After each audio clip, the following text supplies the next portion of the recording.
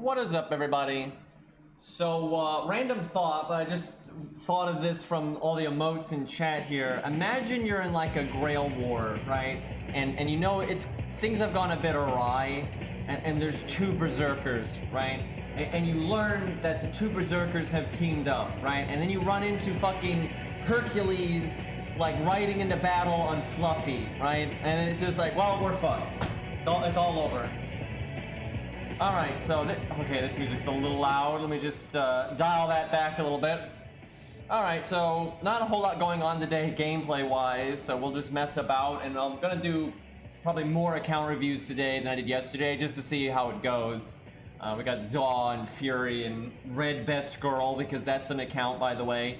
And later, I think we're gonna attempt to create the Stheno account. I've got it set up where we can, you know, play through the tutorial and do the tutorial summon, but if we don't get her, we're gonna have to start over, so we'll just do that every once in a while until we get her. I did several attempts before the stream. Oh yeah, maintenance is soon, isn't it? How long do we have before that? Because then we'll have to play NA if we hit maintenance, but I need to play NA anyways.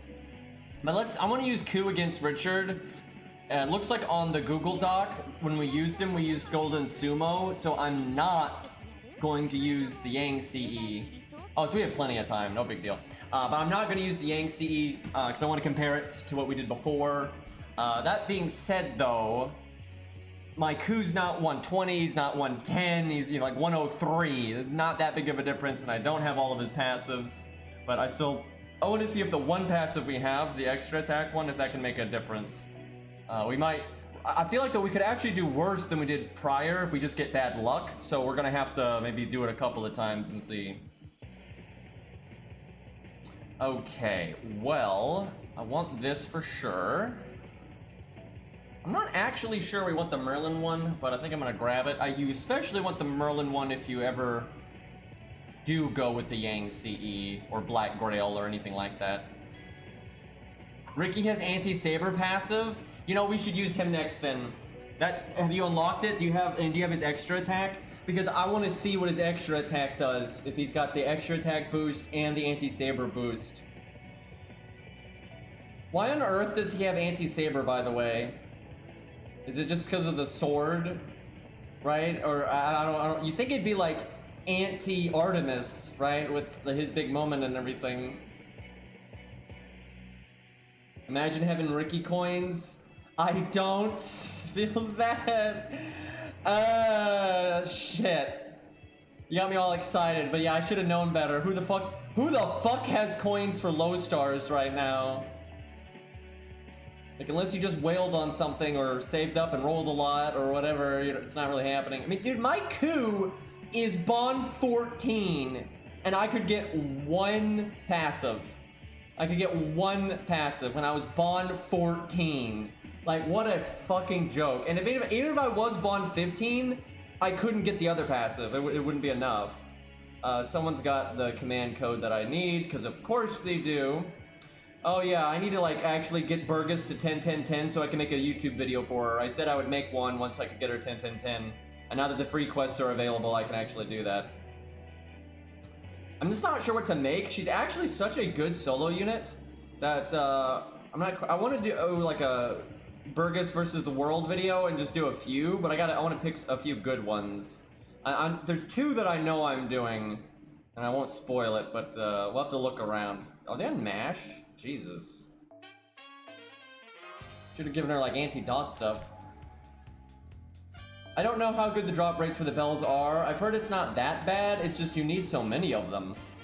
Because not only does Burgess and the Lolly Dragon need them, and a lot, but a lot of the new passives for old units require them. Because DW fucking hates us, so... Good music right here.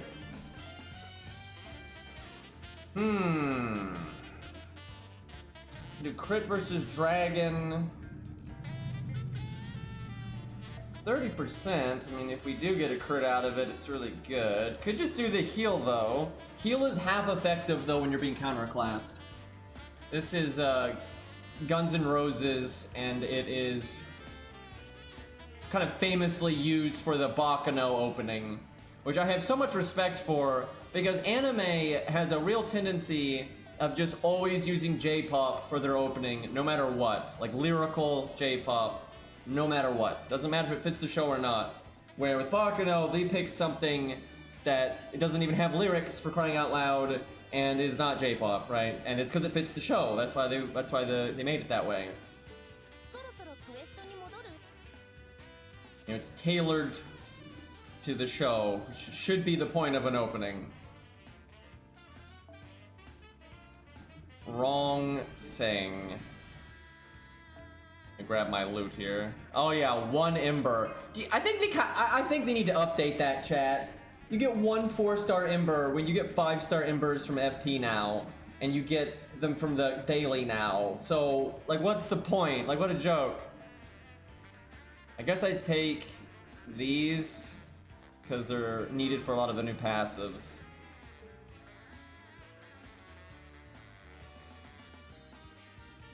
The Berserker guy has maximum Hercules with Bond 15 and pulled 9 Herculeses in total and has him at 120 and has barely 2 skills. Yeah, that's about right. It's easier on golds though, because golds got retroactive coins. So it's way more likely for somebody to have all of the passives on a gold right now than a low star. Although as time goes on, it'll be easier for low stars because you can get them from FP.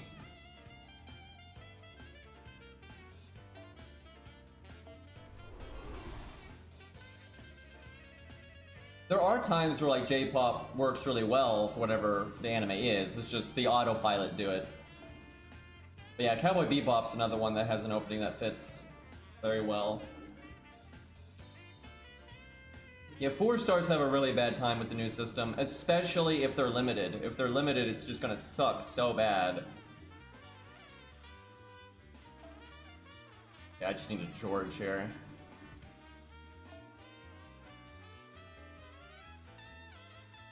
Yeah, we'll take a peek at some accounts. You know, Cairo, at some point, I feel like you should send Ari your account, because that could be pretty interesting to look at. Nope. Gonna have to go espionage mode here. Rare that I do the drag. Wait, let's not undo the team, because then I'll have to do it again. Let me not be lazy here and just set this one up.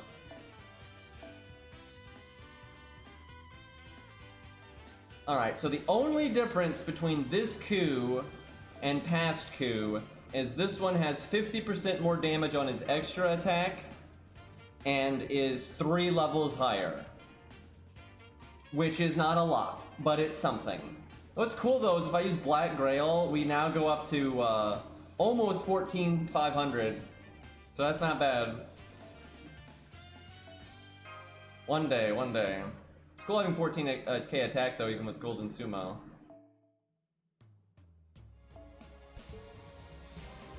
Alright, off we go.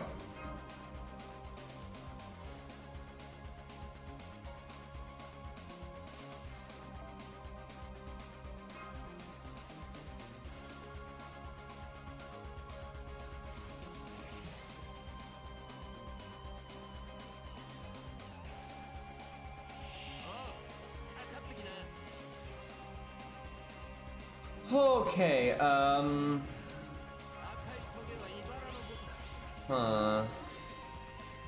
I guess I want to not kill one of these. Stars are going to be pretty important. NP gains not, so we'll do that.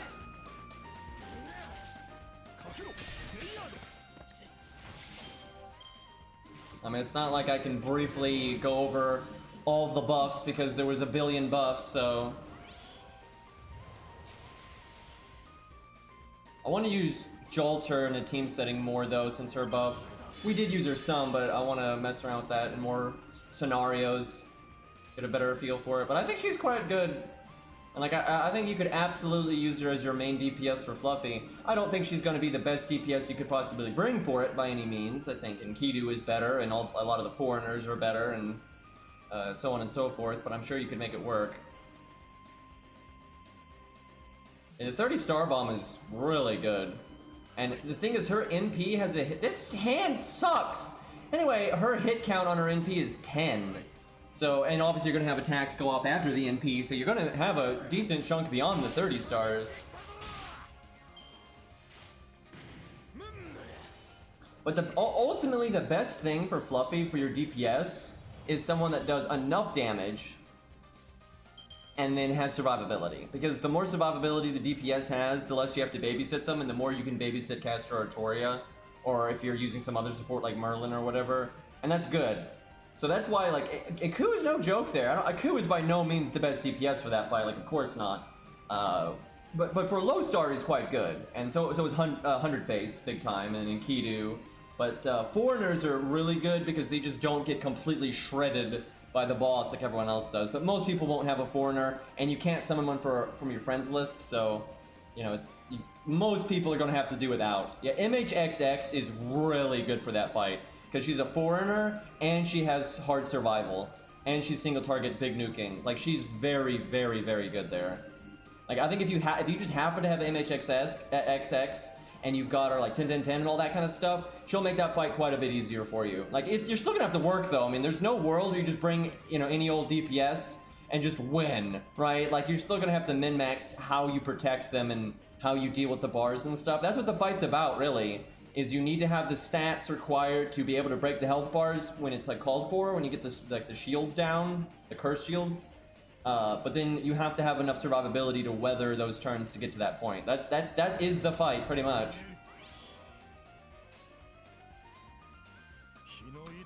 Okay, I'll get my NP here. I can probably get it without using my art card so I could save it. But I'd like to make stars.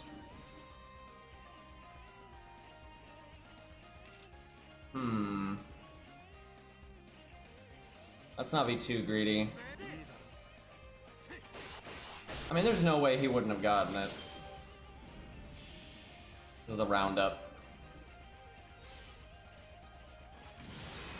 You know, that's true, Lost. There's very few people that would be at Lost Belt 6 and not have Idol.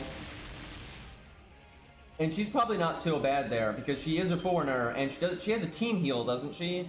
And that'll actually help there in the right context. So I can see her actually working pretty well.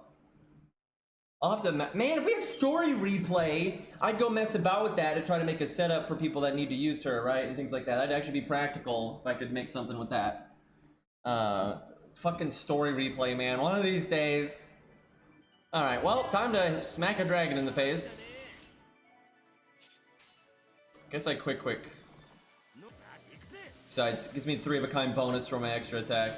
Do you think Curse Arm buff was lackluster or needed NP? I mean, it's fine because just the generic NP damage that they gave him is all he needed. The other stuff is just a niche bonus, which isn't useful very often, I will say, but him just doing more NP damage is good enough. Now, that being said, I would not have minded if they had buffed his NP and then given him universally good effects as well. I don't think that would be broken. But it's not like Curse Arm was bad to begin with. He just wasn't as good as some of the other budget options. But he was still fine. And now he keeps up a bit better.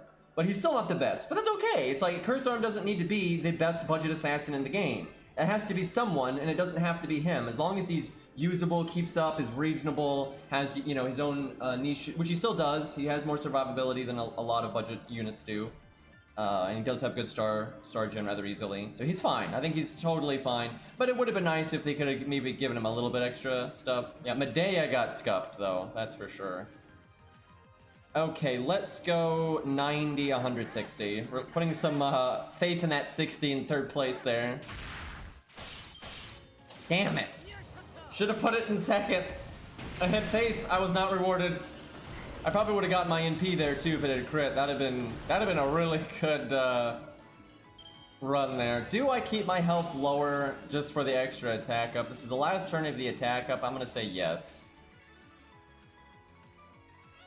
Let's go double quick.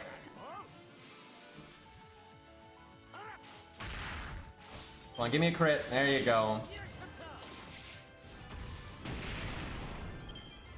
I hate how NP buffs aren't just the normal NP damage buffs. It depends. I think some units are balanced in a way where they don't really deserve the upgraded NP. Now, I will say, though, they've given out so many upgraded NPs these days that now it feels like you're nerfed when you don't have one. That is kind of how it feels, and that does kind of suck. And occasionally, they actually do bring out a unit that does come with an upgraded NP multiplier, but that's very rare. But I do think legitimately there are some units that are balanced and with not having an upgraded NP. But that's I guess is rare though. I'd say most units, for DPS anyway, kind of need one, right? It's like because, and here's why. Because if let's say they add a new DPS tomorrow, right? They got a lot, whatever they are, single target AoE, Lancer, Saber, Berserker, they got a lot of competition, right? There's already units out there that have got good skills, good NPs with good effects, and are upgraded NPs, right? Hard survival built, you know, that stuff already exists. And I feel like what kind of happens is because they know that, instead of just releasing them with an upgraded NP, they do like broken shit, and they give them like broken skills that kind of power creep and push the envelope, and that's kind of bad for the game in the long run. I think that's been a real problem lately, is because they're so aware that some of these other units are already out there and so good, and they want people to want to roll the new unit, that they kind of make them a little broken, and not really a fan of that design. Okay, now I want to heal because I don't have the attack up anymore. Do I Atlas? I think so.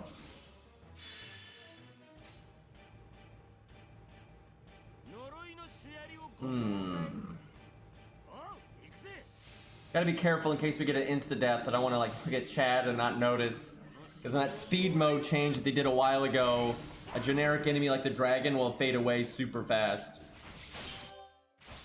Dude, you're blitzing through Gundam so fast, I don't even know what to say, dude. Well, you watched Gundam 00. To be honest, the first part of the season is what I like the most, with the antagonist trying to fight the weapons. Yep, I agree. By the new Gundam show up, blah, blah, blah. Also, all the characters that I would like most of the... Wait, I keep missing what you're saying because it keeps... I mean, scroll up. God damn it. God damn it! Every time more people say stuff and I can't read the damn thing. I need a bigger chat window. Out of all the characters I like the most is the piece of shit Ali Al-Sanchez. Yeah, Ali Al-Sanchez is probably my favorite too. Him and Graham are awesome. Graham was really enjoyable. But I don't like the main cast too much in that show, but I like Lock-On, I guess. But that's pretty normal for me, not liking the main characters too much.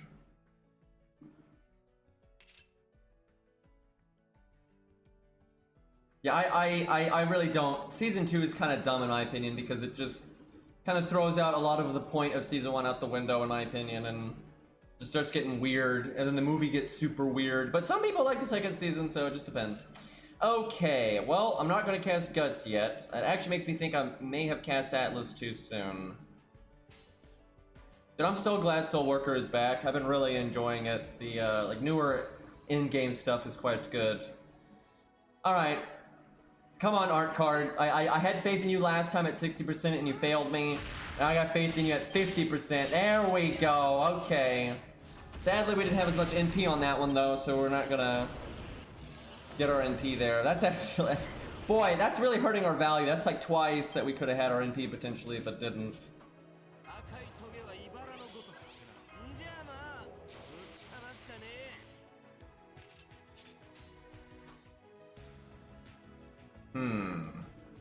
I don't think they really want you to like, though, the main cast in the first season that much. I think they want you to see that they're kind of self-righteous pricks to a certain extent. But they kind of realize that as the show goes on, so it kind of works.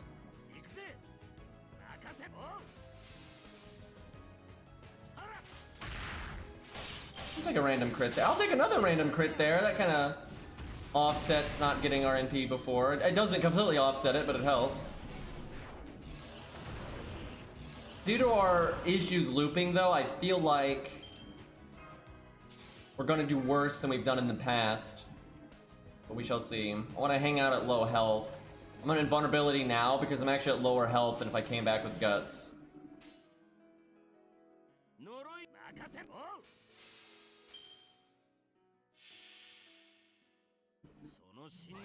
Fossil Fighters? I've heard that name before, but I don't think I've ever played it or seen it. And right now, we're getting destroyed by Pastku, but I'm guessing Pastku was able to get his NP a bit smoother.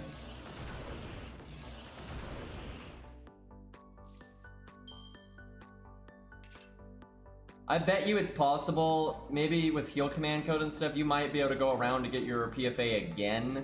And that's where you're going to get like super big value. This is risky because I might not get my NP again here. And I got this huge attack up. I probably should have used it on the crits. Oh my god. That was so unlucky. Oh fuck. That was a bad play then, because I would have gotten my NP this turn either way. And we're probably not going to live to the next turn, so it just doesn't matter. So that was a big mistake.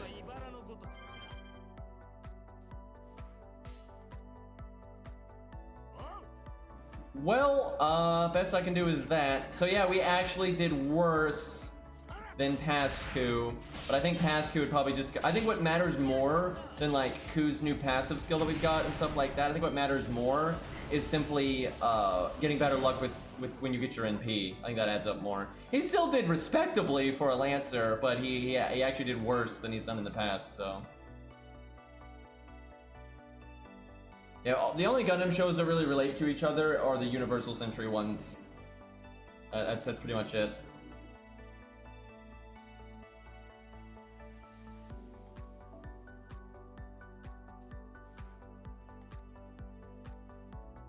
So what is Mr. Zerp here? None of the passives!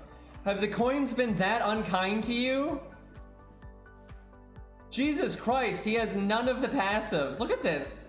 I guess I can't see your bond rank, but that sucks. Have you not gotten... I guess that's the thing. Even if you get them from FP, you don't really get that many coins.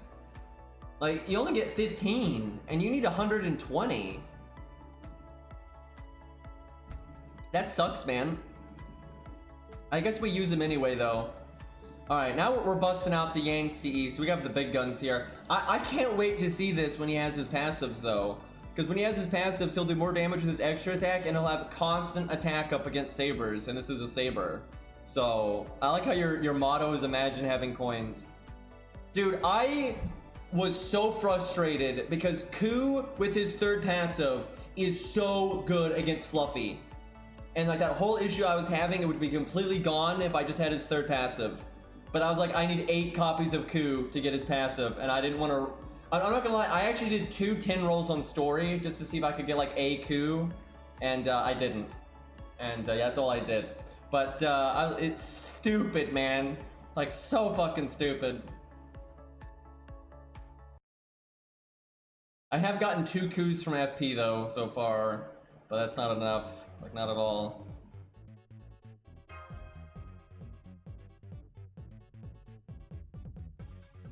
Yeah, my Stheno account will be actively rolling for a while, because when you're a newer account, you gotta build up a base of units and CEs, so you use your SQ generally. So yeah, it'll probably get more copies of a lot of the 3 stars ahead of my main account. It's kind of bullshit, actually.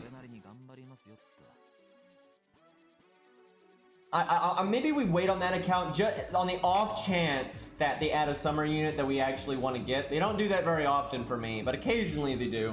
So maybe that Stheno account will roll then, but I don't know, we'll see. I just roll story, because rolling story is kind of fun, actually. Good opening hand. Though well, no, he does need it, because he doesn't have starting NP, and he doesn't have his passive to have natural starting NP, because this game, Summer Stheno, I don't think that's ever happening.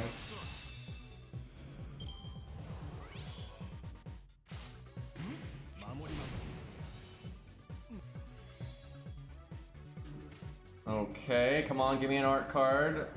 Well, I got one. No art chain, but it's good enough. Do I pass on the Buster card? I'm afraid we'll kill it. But I need all the NP gain I can get. But if we kill it, it's so bad. Because I need to be able to go nuts before Stella next turn. Ricky, please! Although I will say, if you're gonna crit, then at least you get more NP gain. So if we had Ricky's passive, he'd have his NP right now. Like, no questions asked, we just already have it. And I could just focus on Star Gen. At least this Golem has defense up.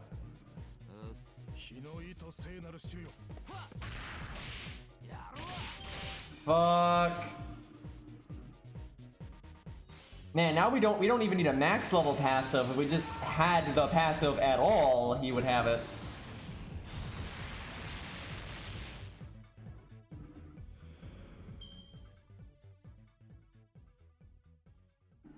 It's fun to play through the... I like playing through the game periodically because you get to see how, as the game has changed, what it's like for new players, and you can come up with new strategies. Because like now it's getting to Sakura CE is harder, and you get the free 5-star now, and all these things, right? It's fun to play through the game again. And also, like, I'm not giving up the Herc account. We're still gonna play that. It's just, it's already beaten the story, and it's like the only thing it has left now is Lost Belt 6. But I just did Lost Belt 6 on my other account, so I don't want to just do it again. So we'll save that for like down the road when there's like a dry patch of content, and then we'll still play, of course, the Hercules account and the 1 to 3 star account and all that. But yeah, it's just fun to play through the game again. And people always say like how like you can only like I've been seeing a real surge of comments of people saying like, you know, FGO is not fair anymore, and like you have to get lucky or whale, which I think is bullshit. And it's like, oh, what, on my Herc account I have Herc, right? So I'm getting carried even though I barely use them. So I'm like, okay, I'm gonna get fucking Stheno, because you know, people always act like Stheno is so shit. I think if I can make it work with Stheno, you know, that's kind of that. That being said, though, Stheno's actually pretty good. People just think she's bad. She's actually perfectly good. I guess we get a free 5-star now. I don't really know who to pick for that. Waiver is like the logical thing, but I don't really like using the OP support, so I probably won't. Man, why don't... fucking... this opening hand. Okay, well, we gotta apply burn at some point, so I kind of have to do art. I think I still do this, though. I think I do that, that, and that. Okay. For the star gen on that command code.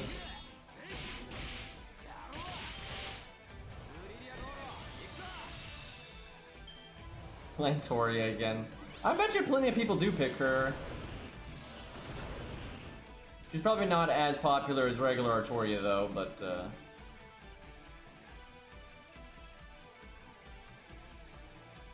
her passive is good, though. No joke, Fury. Like, you can actually kind of use her as a DPS if you want to.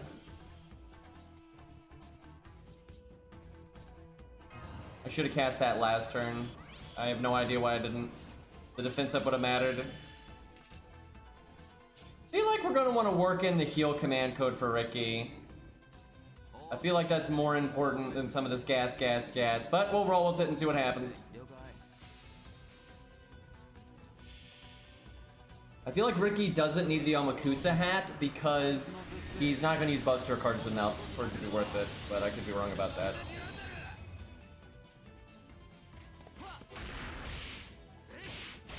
By the way, Zerp has a YouTube channel now, and he's got a video of the Burgess fight using Billy and Arash, and it's really good. I swear, Zerp, you're like obsessed with the Switch Mystic Code. You keep using it in scenarios where I don't think anyone would even think to use the Switch Mystic Code, and you end up getting a lot of value out of it. But no, it's very, very good setup. Of course Switch Mystic Code is good, but that's not my point. It's like there's a lot of scenarios where it's good and everyone knows it's good, but that's not where he uses it. Like, he uses it in situations where almost no one would use the Switch Mystic Code. He used it when soloing with Ricky Boy against Ku and Scath and Nerofest. I don't think anybody would think of that. Like, in a fucking solo. Like, Jesus. Trying to think what to do here. It's like this turn right now would be a really good turn to have heal.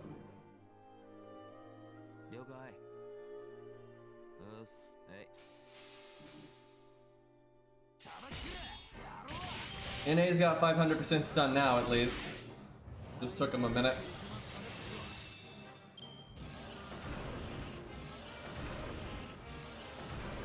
We're having a bad time right now. I'm not sure we're gonna live long enough for Atlas to really help us. Like I said, should have cast that first skill, that original turn. Combining that with a heal command code, I feel like will get us that extra time we need.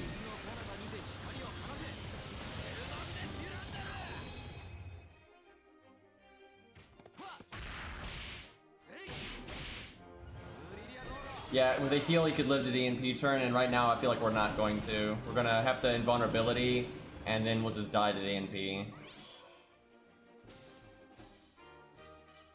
At least we can get our NP again.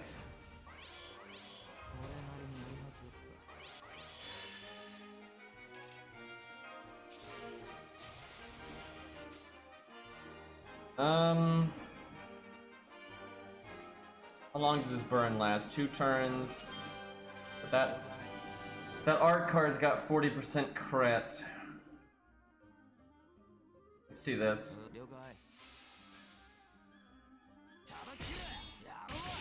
I'm really excited to see him with his passives, though.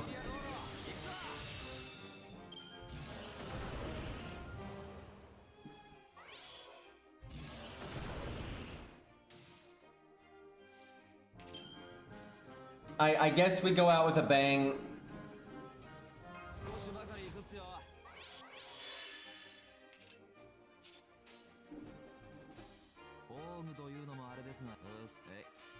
Probably more damage. I don't know, is it though? Is doing his second skill on our NP here going to be more damage than if we got the chain and the 3 of a kind bonus and everything? I'm not really sure it is. Especially because we had a crit chance and whatnot. Not gonna lie though, that ain't bad, and I think if with different command codes we could probably get that down to at least 600k. Pretty respectable for a neutral class 3-star. That's the thing, a lot of the people that do really well here at neutral are, you know, like 5-star, 4-star, you know, and they're also super upgraded, so I think it's a pretty good performance. Alright, let's do an account review. Let's get that ball rolling, shall we?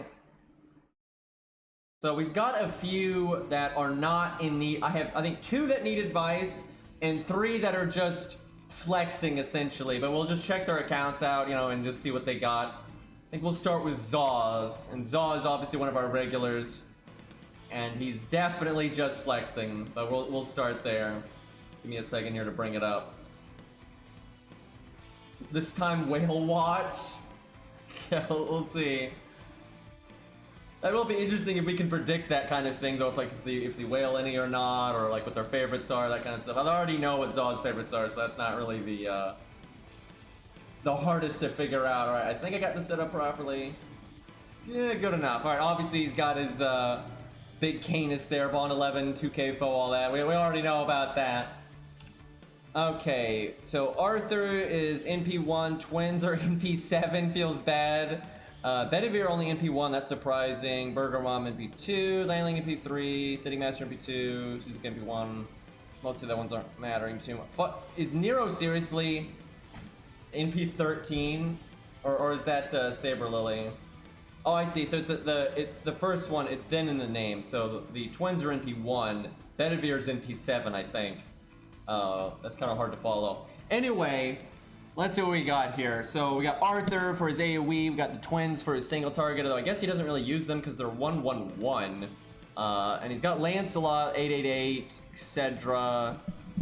Oh, I guess Sitting Master is his single target. I think his Sitting Master is NP3. So yeah, I guess Sitting Master is his single target, and then his AoE is like Arthur and Burgist. And I guess, so, yeah, oh, Bedivere's Grailed. So he's got Grailed Bedivere and Sitting Master for his single target. That works, because Bedivere's got the quick charge and the burst damage, and then Sitting Master's got the hard survivability and literally everything else. So he's got really good options there. He's got plenty of, and he's got Landling for utility and stuff. Like I said, none of these people need any advice, really. It's more of just checking out what they got. I wonder if he's going to Grail Burgist. I feel like he's going to, but probably waiting because of the new Grail system. Not really sure, though.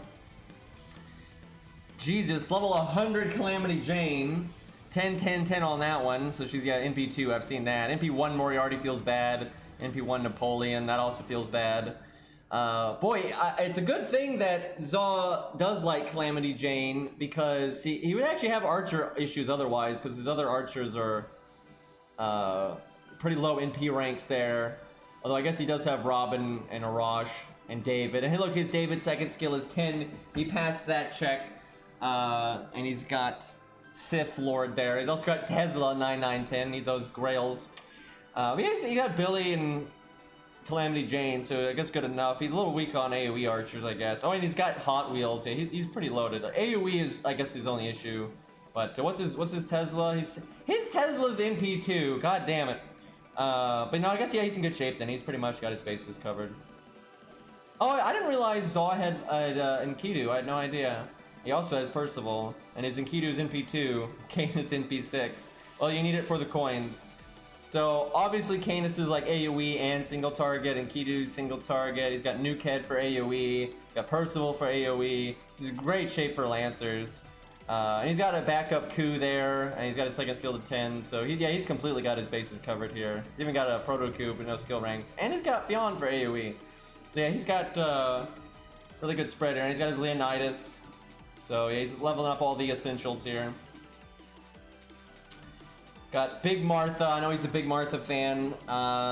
What's NP3, 10, 10, 10. Yeah, that's super. Man, that must be so useful, right? Because at that point, she's actually got really good damage. Like, she's a really good damage dealer because she has an upgraded NP, she has defense down, she has Buster up. That alone is, and at level 100, right? That's a lot. Like, that's really strong. And I imagine she's 2k foed. So just in raw stats, she's really good. But then she's got the survivability with all the healing, the enemy buff removal, the friendly debuff removal, right? Great utility. That must just be so handy. Because like that much health and everything, it's easy to keep her alive for when you need her. That really must make some of those annoying fights out there much easier.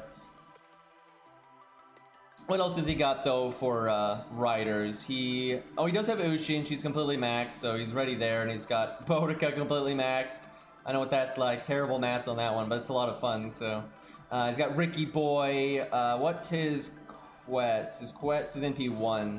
So I imagine he probably doesn't get a lot of use out of that right now, but maybe someday. And then Da Vinci's NP1. So if anything, he probably for farming uses Da Vinci and Medusa, I would think. He's got Alex, yeah, and he stopped at 888. I know why. That's the logical time to stop with Alex generally. Yeah, you generally want to do every class. Like, you want to see the full context. Like I said, this is a flex account. He doesn't need any advice, right? And you can tell he's got his bases covered, right? Got Castoria and Scatty, but no Merlin, and I don't think Tam. So no Buster stuff there with Merlin, so that must suck though for Zaw, because he's got Canis hype and all that. But I don't think he uses the OP stuff too much anyway. Got that super strong Sheba, too bad she still performs rather badly. I know that because I've used that Sheba several times. What else has he got? He's got Plot Monk. He's told me this, that his Plot Monk there outperforms his Sheba all the time. What NP rank is that Plot Monk? She is... Where is she? She is NP2. Yeah, that doesn't surprise me that Plot Monk, even though she's 666 and Sheba's 100 and all that fancy stuff, that Plot Monk is still better. It's just it is what it is. What are you gonna do? Like, Plot Monk can carry against like Lee in Lost Belt 3, where Sheba really can't. She can't at all, even at that level. Hey Crack, thank you for the gifted sub. That's a name. He's also got, what's her name? Anastasia there. He's got most of the fundamentals for budget stuff. What's his skill ranks on Hans? 9, 9, 10. That's acceptable. Qingong, 9, 9, 9. Got the level 1 Qingong. He's got level 1 Medea. I've got that too. Yeah, he's in good shape. He's got his bases covered there. I need to get that at VC on 3rd skill to 10 though. Real big performance difference when you do that. Jeez. Man, Zaw's got some nasty stuff, man. He's got fucking Kama and Jack. Like, that's like all you'll ever need for a single target, really, unless Quick is bad. But, let's see, does he got his Fuma up? He does, got his Fuma up. Zaw never misses a beat with the budget stuff. He normally knows if he's gonna have like that backup budget stuff, he normally levels the smart stuff. Because he's got 100 Fates Fuma. He's got Phantom. Look at that, he's 1-1-1, I wonder why. He's got Phantom and Sanson. And yeah, he's got Gray 10-10-10. Yeah, he's got all his bases covered. He's got Stheno at 9-9-9. Needs lures, I'm pretty sure he said. He's even got Vinch there. No Shiki? Yeah, I think he missed that, unfortunately. But he's got 100 face, so he's good. Got that to work with Castoria. What else he got to work with Castoria there? Not a whole lot. He's got Kyome, ever say her name, Shiome. And he's got a bunch of Quick to work with Scatty, though. And good old Spartacus. I've used that Spartacus several times. He's super upgraded. Must be great for farming. Man, that seriously, because his Spartacus, I think, is is 2K Foed and stuff, so that really must be really handy for farming. And now he's got that passive coming up, so he gets even more starting NP, so you can just way more flexible with craft essences and get more damage. I'm imagining that his Jerker is 999 because he doesn't want to give her lures, and even said that he was pretty much out of lures right now. That Kiyohime though, 111. Don't get the ultimate Buster card that way. He's got 10 Herc. I didn't actually realize that. Yeah, got Pen CEO costume, very nice. Got Beowulf. Also, he's got Beowulf at 10. I respect that, dude. Beowulf is such an awesome character. I'm probably gonna grail him to 100 someday. Just need an animation update. Got Darius, Lubu. Okay, now we got our extra classes. I didn't realize Zaw had such a chunky Luvia. I had no idea. I guess it makes sense, but I didn't realize that. Joan of Arc. Got oh, he's got Mamanobu. That makes sense. Zaw generally likes the brawly ladies, if you will, right? So I guess that makes sense. Never saw what Cairo. Yeah, he's got his bases covered here. He's got every class. He's got AoE and single target for pretty much everything. He's got his mash 10. He's got his David second skill to 10. What about George? I didn't see where's our rider slot here? Where's George? Yeah, he's good. There we go. 10 8 is more than acceptable. We just got that first skill to 10. Summer Floof. I've seen that Fury. It's amazing. I love that emote. I think, did Otto make that? Yeah, it's super funny. I've seen it on our Discord. Alright, I know he's got the Yang CE. He's got it to 100 already, man. My Yang CE is level like 98. So I'm getting outclassed here.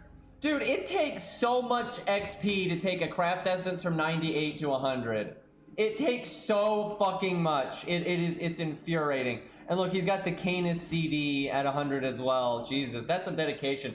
Are those the only two he has at 100? That really is some dedication. Because Zaw hasn't been playing as long as a lot of people. So, you know, he doesn't have Shiki, right? So he hasn't had as much time to get CEs up. That's impressive that he's got those two at 100 already then, though. Because he doesn't have Golden Sumo or anything like that. So that's impressive that those two are already up. Let's scan through this, see if he's got anything else. I got the Guts one higher level than I do, actually. That's a lot of 2030. Did he have another one that was leveled? I don't think so. So he just has those 4, I guess. Oh, I see. He's got, wow, he's got, that makes sense. He likes Buster units a lot. He's got Aerial Drive at 100. So he's got 3 at 100 already, at least. And a few that are quite high. Got a Black Grail there. Almost limit broken. That must feel bad. He's only 1 off there, and he's already leveled it too. Oh, look at all those K-scopes. Did he have another K-scope that was leveled or anything? Looks like he's 1 off from MLB. Not bad. He's getting there. He's getting there. Necromancy. Yeah, that's the good one right there. Making good decisions on this. Oh, someone finally included a picture with their apples. Although I gotta say, this is a sad sight right here. I can't even imagine having so few apples on one of my accounts, dude. I'd feel anxious all the time. But at least he's got a backup reserve, right? I think he does more farming than I do, I suppose. Alright, let's... Fury really wanted me to see his, so we'll check out Fury's. But then after that, we'll look at someone that actually needs advice. It's like, there's not a lot to talk about when people are just flexing, right? It's like, what am I supposed to say here? Give me a second here, our camera's kind of messed up when I do this. But Fury wanted to be compared to Zaw, so we'll see here. I need advice, yeah, right. Newbie account, currently struggling to beat Fuyuki. Salter, please help. Yeah, Fuyuki Salter, please help. Yeah, right. You think anyone out there back in the day, when like their friend supports were on all level 90, do you think anyone lost to Saber Alter, like when FGO first launched? I died to Salter. Well, I guess that answers that. Yeah, I bet you some people did. They didn't know what they were doing. I bet you some people did. I lost several times. I mean, the game really was harder back then for like the newbie or content, because like it was so hard to level units back then. You didn't have XP dailies. You didn't get. There was no FP like daily summon and all that kind of shit. So getting XP was like a real issue. Alright, Shiki is NP5, Landling is NP3. Alright, let's see here. So again, this is a flex account, so it's not, there's no advice, so I don't really even need to know their NP ranks when you think about it. But very big, so this is Fury, this is NA, so different time frame here. Nice Brave Liz at 111. I'm pretty sure that's what mine is like too. I'm not sure though, I can't remember. But your skill ranks are pretty good though. Look, that's a lot of 10-10-10s for the stuff that you use, because I know you actively use Landling and Lance a lot and all that, and you got the Void Shiki, which I remember you getting Void Shiki to NP5 before you got Fujino to NP5. I don't think you were even trying to get Void Shiki to NP5. It was just a consequence of bad RNG. I'm surprised your Artoria is not more leveled up for like farming or whatever, but it's still, you know, pretty solid. And you got that Rama though. And look at that Caesar though. I can respect that. 10-10-10 Caesar's not easy, folks. It really isn't. That's a lot of hero proofs right there. I had no idea, Fury. I did not know that you had a 10-10-10 Caesar there. But hey, it's useful for budget support and typical like backup Saber stuff. That's pretty cool. Caesar is good Civ. I agree. He's got a nice animation update. And then he gets, I guess NA doesn't have his NP buff yet, but it cometh and it's super strong. Okay, there's the big Fujino, which I know is NP10. And you got that Archer, or is Archer Artoria at NP5? That must be easy mode for a lot of stuff, because Archer Artoria is so good, and especially once you've got like good supports for her and stuff. I got that Arjuna though, that 111 can't. Okay, that David, you got the second skill to 10, but the other skill's not looking so hot there. But I think do you have Merlin? I guess we'll see. And your Tristan's kind of suffering, but what are you gonna do? I don't think you're that big of a Tristan fan, to be honest. And just by looking at this, I would say not. You got a lot of stuff that you leveled, but you clearly don't care about them very much because they're 111. So, but I guess you like Emiya, and I know you like Fujino and whatnot. So, and see, are you an Artoria fan, Fury? I don't even know. I should know this by now, but because you've got well, Max, Tristan, and David in the future, but not a top priority. But because this Artoria's, her skill ranks are pretty sad, but then this one's, you know, 10-10-10 and all that, but this one's more useful, I suppose, so. Okay, Big Enkidu, he's NP2. Got Lantoria there, I guess mostly just for farming because of the skill rank there.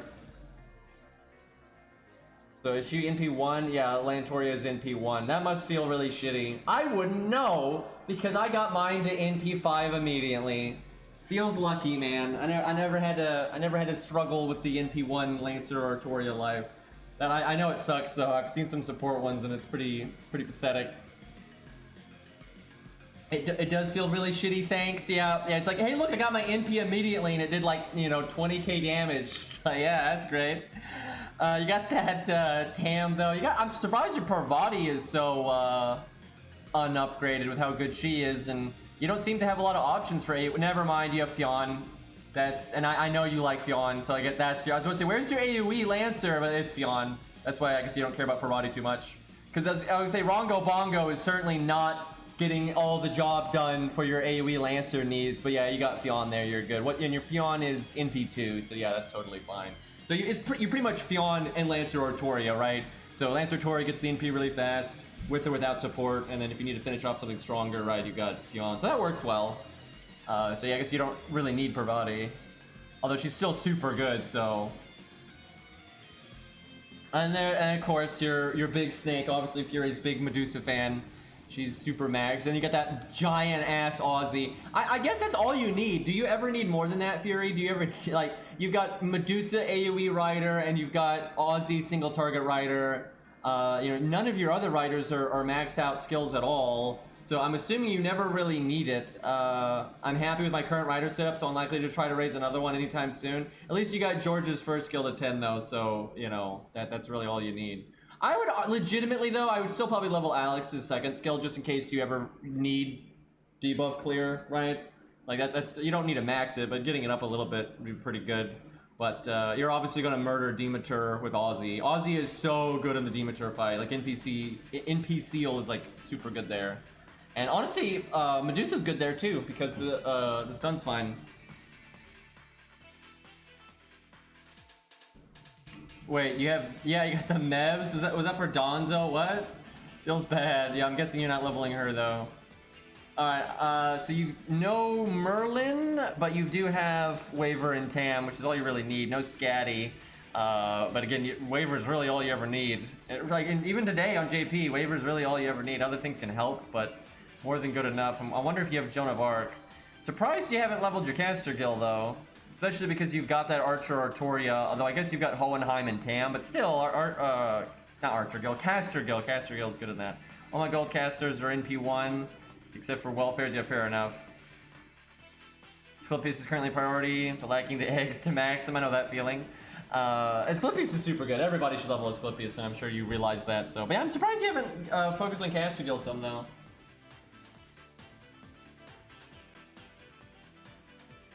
Ults are going to be pretty low priority though to show off on stream because I just don't think it's that interesting. What I mostly want to stream is people that actually need advice, like because there's not a whole lot to talk about, right? If it's an established account or whatever, unless they're fucking up, right? If you see someone's established account and you see that they're blatantly making a mistake, right?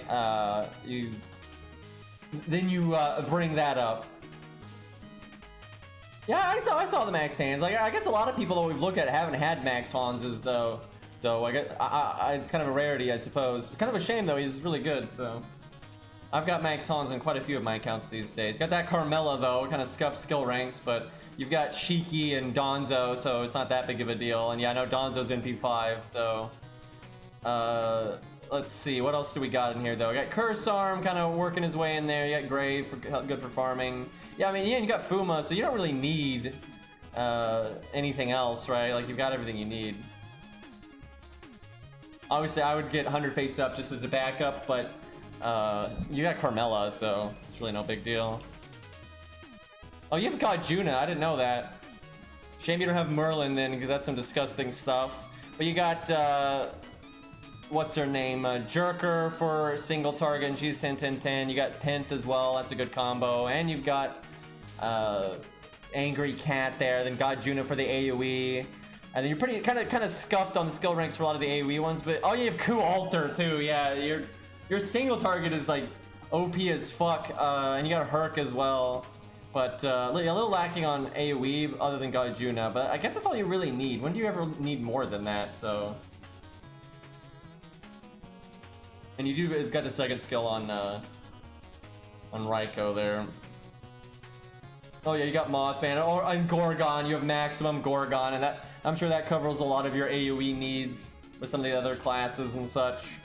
I didn't realize you had Sherlock, but I guess you don't hype him too much because he's 1-1-1. And you got Martha, etc. Look at that. Look at that. What's his name? Angry Music Man Antonio with a 10-10-10. Level your Ongra. Yeah, Red always says that. Does he get what NP rank is he? Is it on there? I'm guessing he's just NP1 off of what's down below. I can respect this. I can respect this. Obviously for me that's a little low, but I think for the average FGO player that's pretty good. That's probably above average. So yeah, I respect this. Okay. Let's do one more, and we'll do one that actually needs advice, for God's sakes. And then we'll get back to some gameplay stuff here. Hold on, I gotta move my screen around a second here.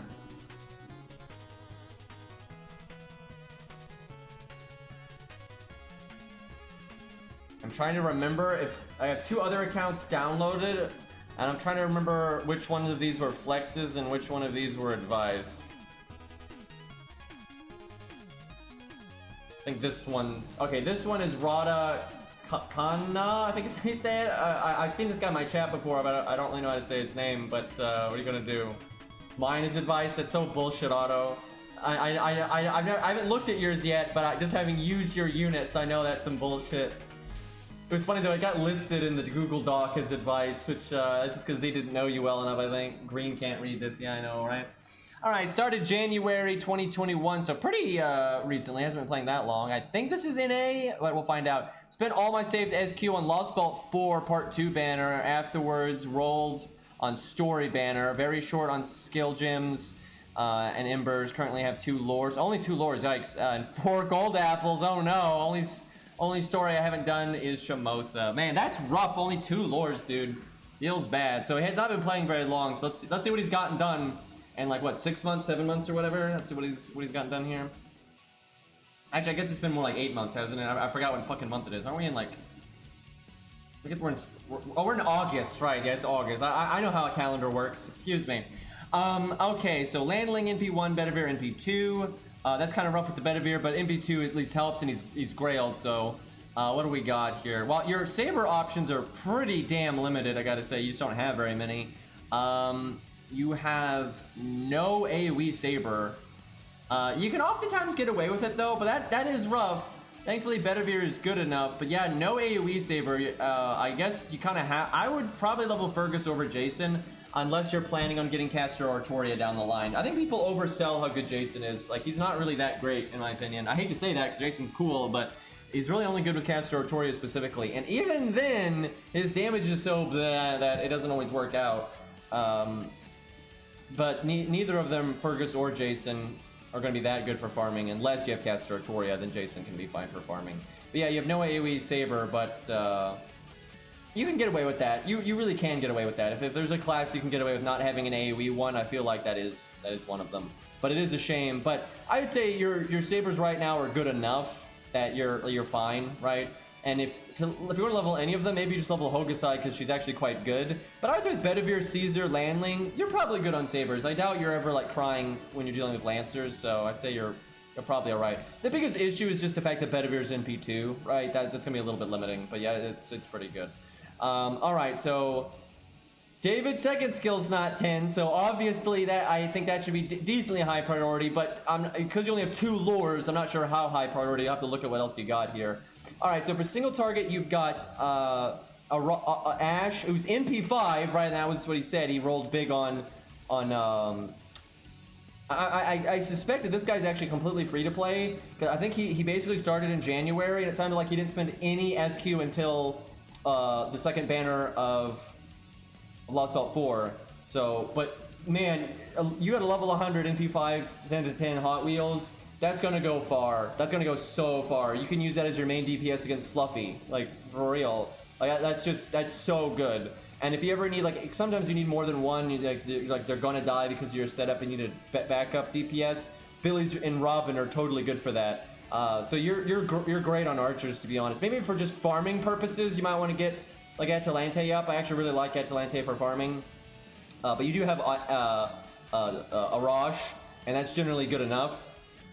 And you can always use Hot Wheels for farming. And so yeah, obviously in the long run, get David's second skill to 10. But we'll see how high priority I think that should be based on your other units. But yeah, if I was going to level anything of this slot, it'd be Atalante, which you seem to already be leveling her, so you probably know.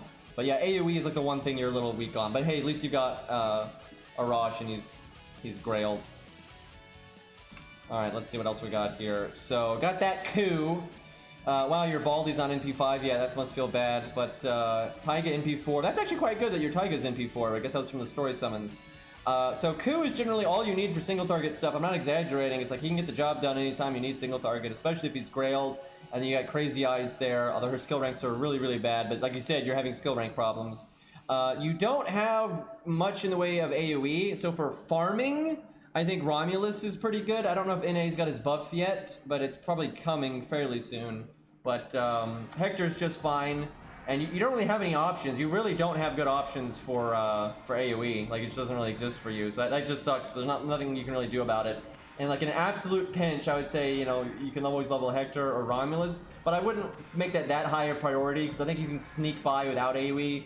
Lancer's okay. Especially, your Berserkers are going to matter, though. Like, I hope you have a Spartacus leveled, because you're going to need to fill in some of these gaps for sure. But yeah, I'd say your Hector's good enough for now, and I probably wouldn't worry about dealing with any of that for a while. Getting your Leonidas up, though, wouldn't hurt. But yeah, because of Coup, though, and Crazy Eyes, I think you're fine on Lancers. Like, those two are enough. Okay, Ryder, what do we got here? So you got your Ushi you're obviously working on, probably unsure when to use the lore. I would say don't use the lore on her yet. She'll be worth the lore eventually. Absolutely, she's so good. But if you only got 2 lures right now, I really would not give her that lure, because she's sitting at 9. I would wait. Martha, I would say, is pretty high priority because, you know, Demeter's coming up on NA in like a year or something, right? So you definitely want to get ready for that. But you got time, But this account, I think, will definitely benefit from getting Martha up. I think Martha's going to cover a lot of your issues. You're pretty weak on AoE, and you know, her utility is just good for almost everybody. So you've got good units. They're obviously just not ranked up so high. I agree, though, getting that George's first skill to 10 was definitely worth. Probably Aussie. I would say if any of this lot gets lures, I would say Aussie, but I don't know how that's going to compare to your other classes. But Aussie's just so good, and he can carry you against so much content, berserkers or casters. You're totally set though for Demeter when she comes, but because by that time your Aussie should be more upgraded, your Martha should be upgraded. If there's anything you need to level to get ready for that, it's just Alex, because Alex is really good. But you could, I'm quite confident that this account could beat Demeter pretty smoothly and never touch Alex. So if you don't want to waste the materials, don't worry about it. You're fine. Like seriously, Aussie, Martha, and Ushi, that's enough. That's more than enough. Like you've got it. It just will come down to understanding the boss. If you understand the boss, you'll win, like for sure. And yeah, Realm was fine too. He's not like an amazing rider or anything, but he's totally fine. And you've got him grailed and stuff, so, and he's high NP rank. Because even though Aussie's NP1, that's still enough. That's still enough for Demeter. I will say though, because your Aussie is NP1, it is good that you've got your Ryoma there, grailed and such. Okay, this slot is really important. I don't see any anti-debuff here other than Medea, which is something, but it's not a lot, so that really... oh, you gotta... okay, excuse me, you gotta grail Asclepius. So yeah, that helps a lot, but you still... I'm trying to see if you got any other anti-debuff options even available to you here. Oh yeah, Martha. So...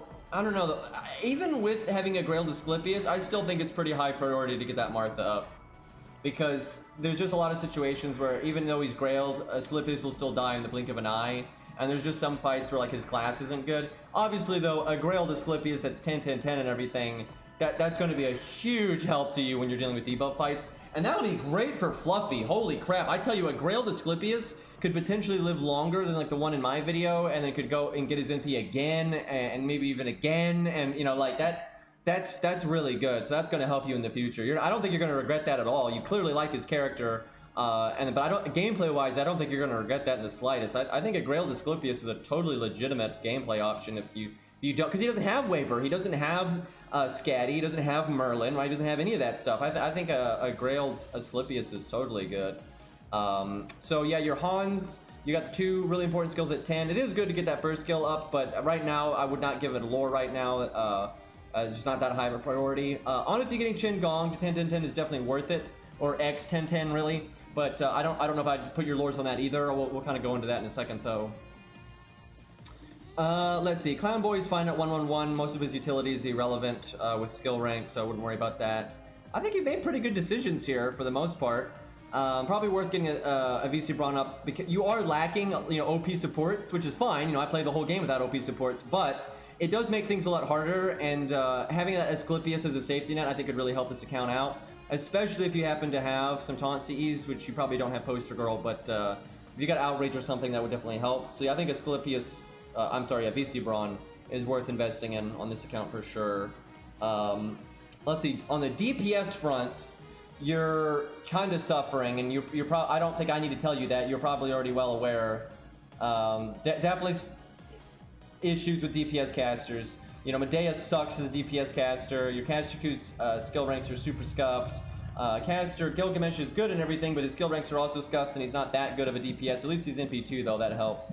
And you've got Sheba, but she's not leveled, and she's just NP1. And I'm not gonna lie, I don't think Sheba is worth it at NP1. I'm sorry, I think Sheba's awesome. I love her character, and she's got great voice lines, and she's you know cool and everything. But she's really hard to sell, you know, somebody if she's NP1. You know, maybe level her on this side in case you ever get her NP2.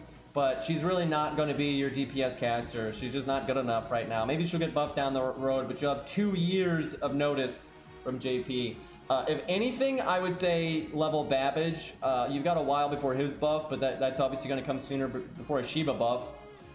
Shiba is not bad to level though for this account. I would though focus on Babbage, Caster Coup, and probably Nitocris, because Nitocris is pretty useful with her quick battery and great for farming.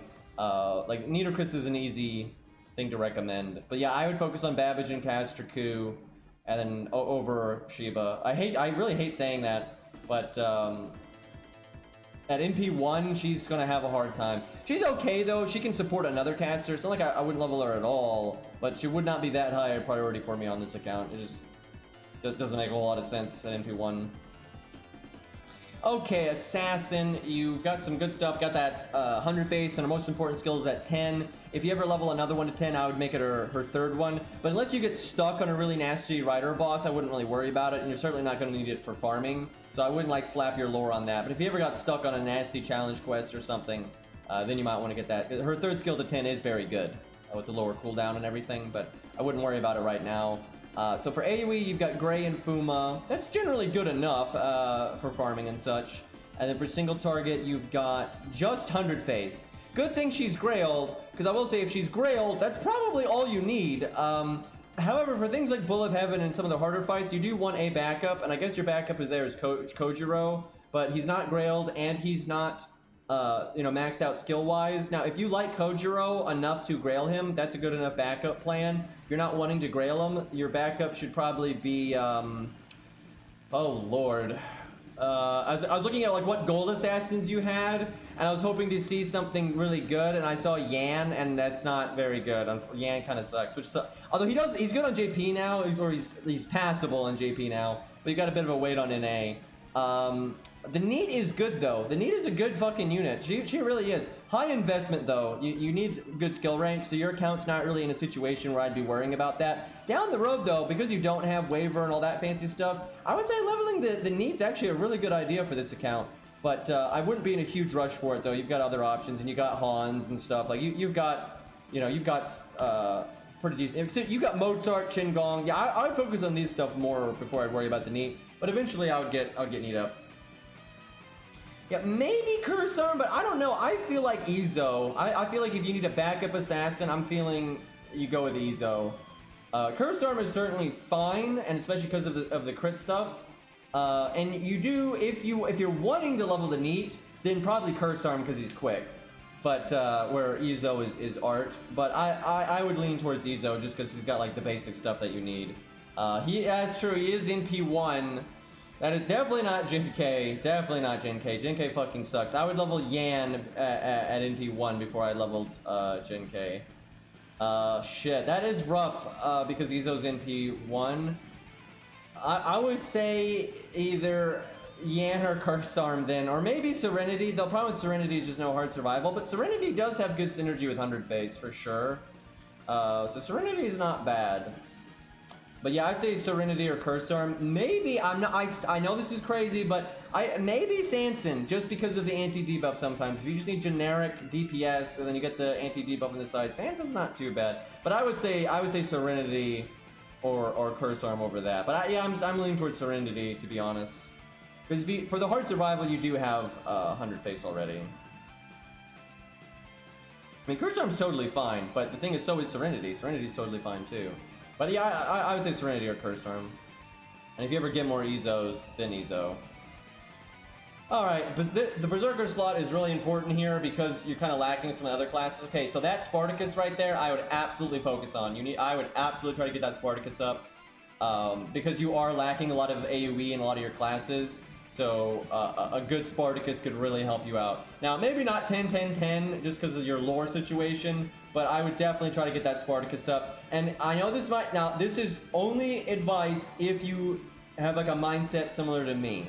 If I was running this account, I obviously would use most of my Grails on units that I like and I enjoy their gameplay and everything, but on this account, due to the issues that this account has, I would give one Grail to Spartacus. One Grail's not that big of a deal.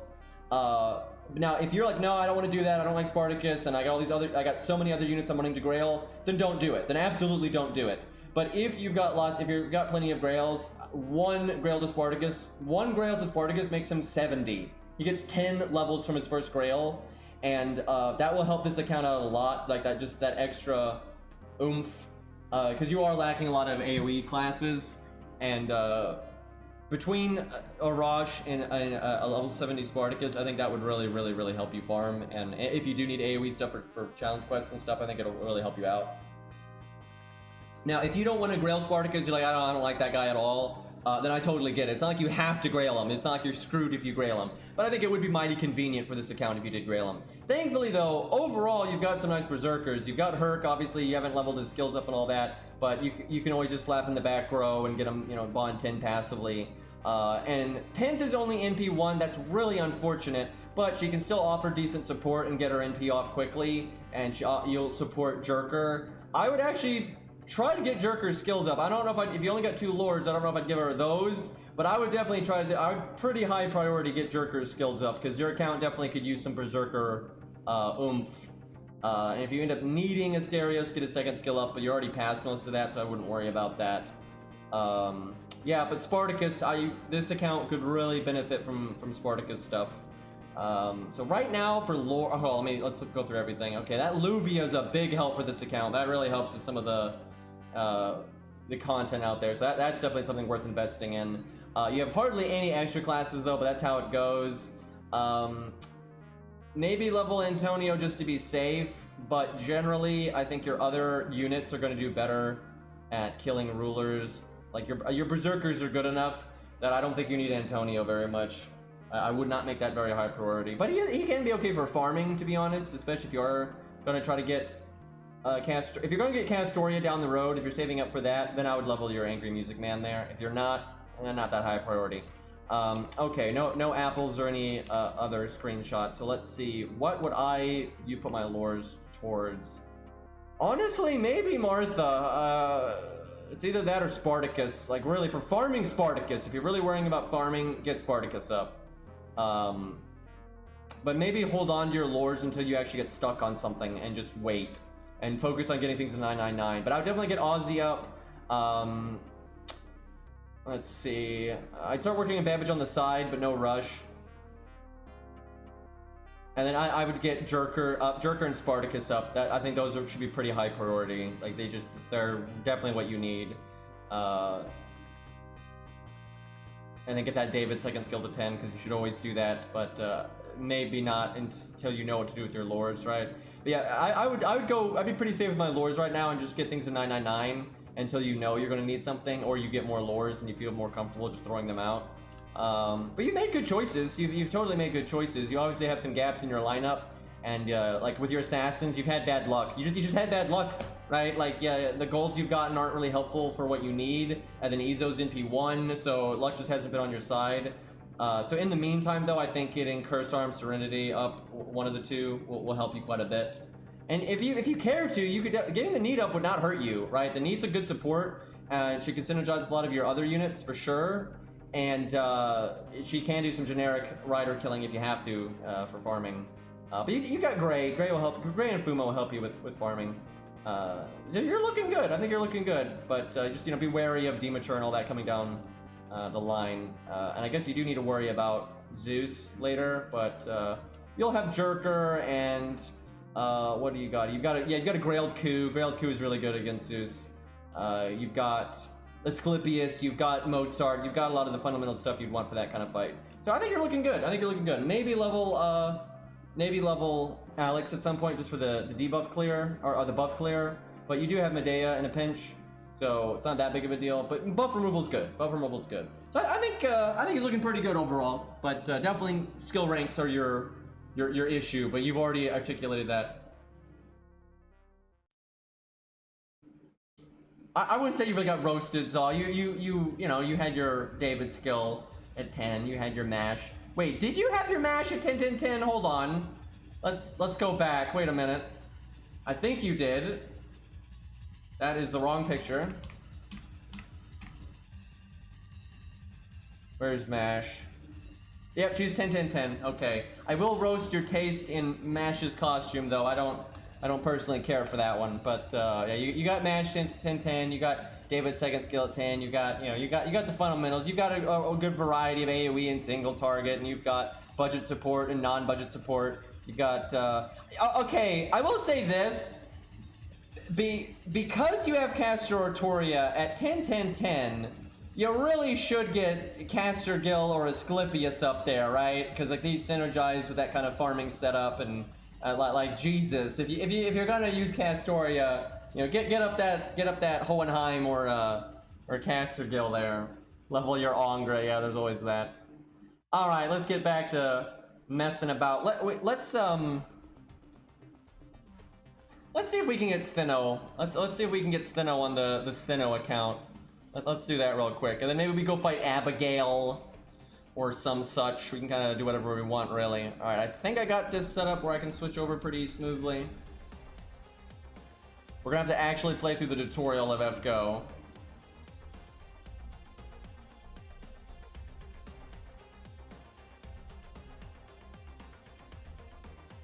Yeah, I knew you had Sumo.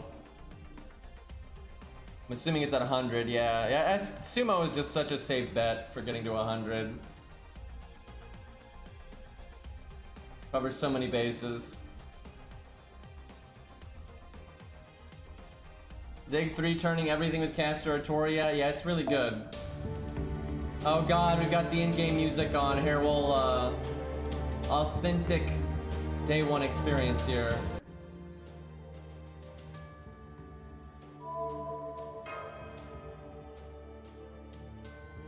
Who won the flex off? That's a good question. I feel like Zaw, but that's kind of because he's on JP.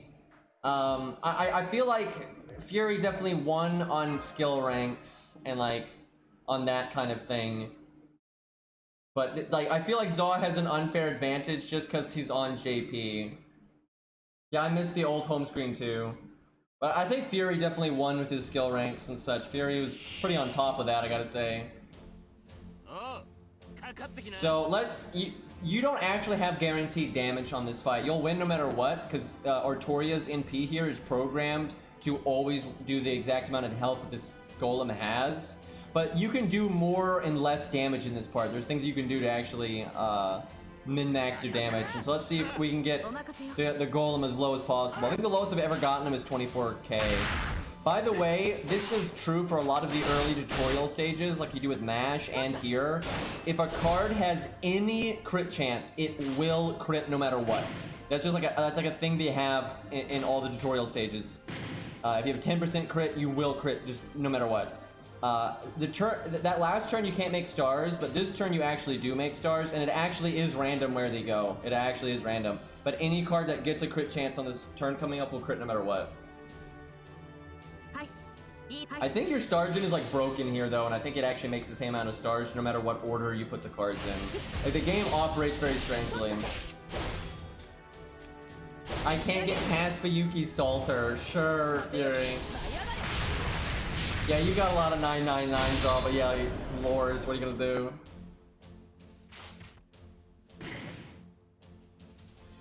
Yeah, the tutorial gameplay is a lie. It's not following the rules properly.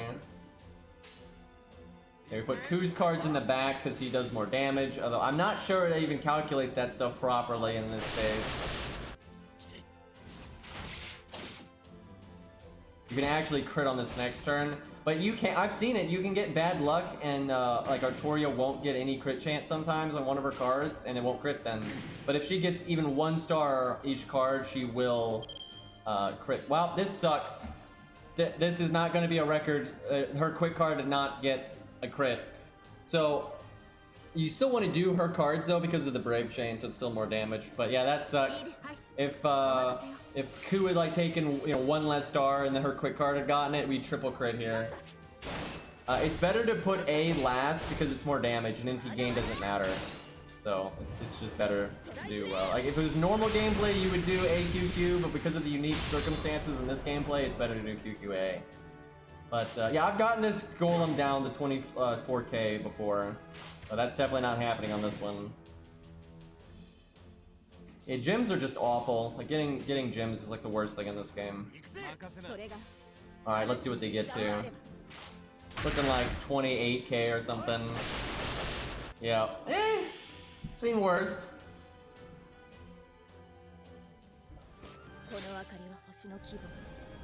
I've also seen a Rosh almost die in the stage before.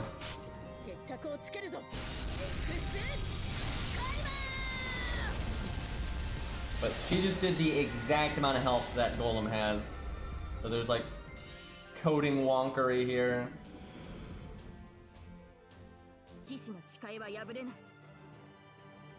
You can tell I've done that stage too many times, so I know pretty much everything there is to know about it.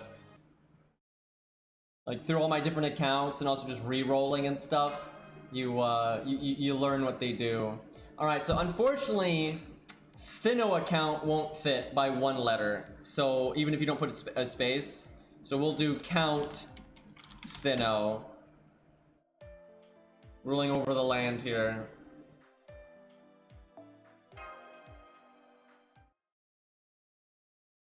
Rigged gameplay.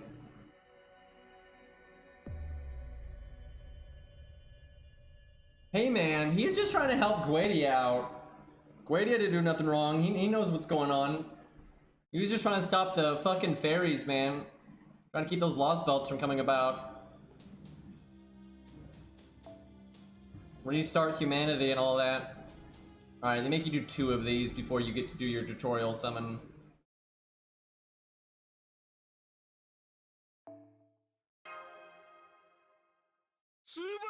So when hey Zert, thank you for the gifted sub. Appreciate it, dude. When we get to the tutorial summon though, we'll have everyone guess what they think the 4-star will be. That'll be interesting. So this is the only time that this really is a thing, and I don't even know why it's a thing. I don't understand why they did this. Like even day 1 FGO, before they changed a lot of stuff, if you got down to a solo, it wouldn't look like this. So I truly do not understand why this stage is like this. I don't get it. I don't fucking get it. I remember one time, a long time ago when I was re-rolling, I found that if you could actually screw up one of these stages where it takes a turn longer than they think it's supposed to take, it's kind of, and you get like an extra hand generated. It's kind of interesting. I don't remember. I think it's the next stage, and you have to get unlucky. You have to get unlucky, and you have to do something very stupid. But basically, on one of the turns you're supposed to kill a skeleton, you won't. By the way, we're gonna crit here. Same thing as before. Any card that gets a crit chance will always crit. Now, where the stars go aren't actually guaranteed, but any card that gets a crit chance is absolutely going to crit in these stages. It's exactly like the other tutorial.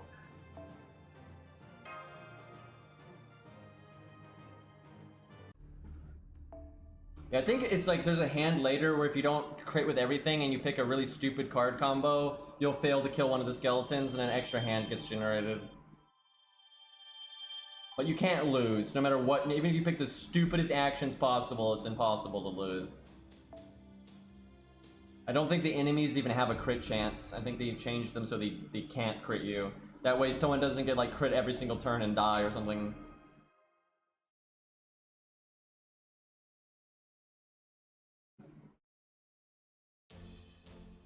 Empty meta win. I think this is the one you can make it take a turn longer. Well, let's try. Let's try to make this take a turn longer. The worst combo we could do is Art Quick, although that actually will make more stars. So let's do that. I think we'd kill this guy anyway.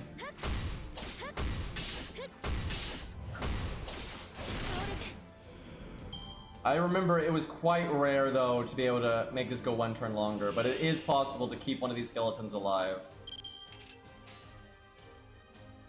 I honestly don't remember how though, because this is I guess I'll do empty first so we don't get a first card bonus. Damn. Maybe it's the other stage. Maybe I'm crazy. I just remember there is some. It must be this hand. This must be the hand where you can fail to kill. Let's see. I guess we do that. I feel like we're still gonna kill though. I honestly don't remember how I did it. It's been a long time, but I remember one of those two stages. I don't remember which one, but I remember one of those two stages. I found a way to generate an extra hand, but maybe it's not that one because that felt like there was. I don't know how I could not. I guess if you got really unlucky with the crit spread, and because I think it can go to the empty cards or something. But yeah, that stage also has that thing where if you have a crit chance, you will always crit. I think that stops as of the next stage, though. But you don't have to do the next stage if you're re-rolling. Alright, chat. It's tutorial summon time. Let me bring up the menu so you can see which tutorial summons you actually are capable of getting here. Alright. Man, there's a lot of them these days. So I did quite a few of these before this stream, and I got most of what you could get except for Stheno, but I never got Suzuka, I never got Carmella, I never got Nursery Rhyme, but I got most of the other stuff, and we actually got Emiya quite a few times. We got Siegfried. All right, I'm gonna have faith, chat. I'm gonna guess Stheno. I'm gonna guess Stheno. We're gonna just one try. Let's go. I see a lot of Siegfrieds and Hercs. That'd be kind of funny if we got Herc.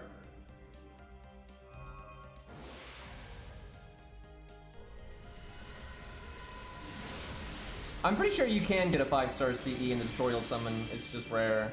You can also get more than one 4-star, and that actually happened to me. I got a Helena and Antoinette on my very first attempt. Yeah, we're trying to get Stheno. That's the goal.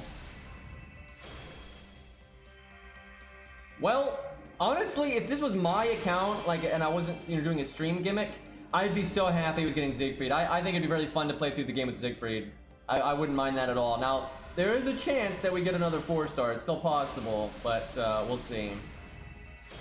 Because that was quite early in the summon, so we'll see what happens. But yeah, I would love to play through the game with a Siegfried, dude. You get his 3rd skill automatically still and all that, so it's quite fun. Yeah, I saw some people predict Siegfried. I saw a decent number in there. So if we get Stheno, the 3-stars we summon are actually important, right? Because they're the ones we'll be using for a while. But odds are this account's not gonna be the one.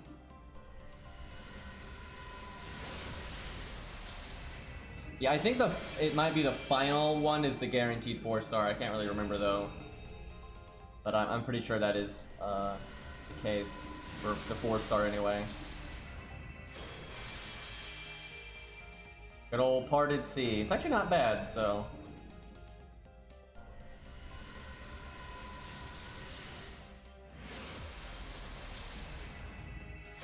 Ku? Come on, Ku? Damn it. Ku is so good to get in your tutorial summon. It's super useful, dude. Especially, like, I know everyone wants me not to use Ku, and I get it. It's just, on this account, I feel like we have to, because our whole shtick is going to be using Stheno, and so you need as many servants with divinity to work with her. It's Emiya, I bet. Oh, no, Atalante. You know, this would be an awesome account. This would be an awesome starter account. Get Atalante and Siegfried. That'd be really fun. I'd be totally okay with that. But yeah, you really... Oh, no, that wasn't the final summon. But yeah, I don't think it has to be the final summon for 4-stars or anything like that. I don't think it has to for GSSR either. I've seen the 5-star be pretty early in the summon, actually. But anyway, You really want Ku on his Stheno account, because Ku's so good anyway, and then he has Divinity, and he gets her giant attack buff. I mean, that's just too good to pass up. Way too good to pass up. But we'll see what other random golds we get that have Divinity. That can probably shape the account. Also, we got... Oh my god, Oh my god! We got Stheno just like that, and I even called it. I didn't have faith, but I called it. Feels good, man. We get to use this account.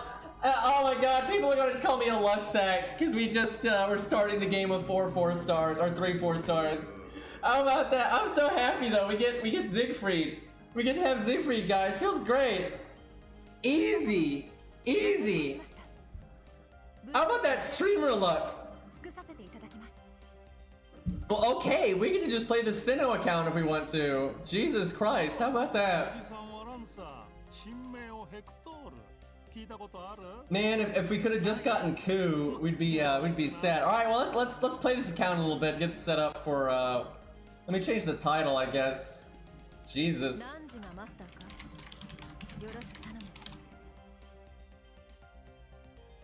Lucky, man. We got David though. That's good.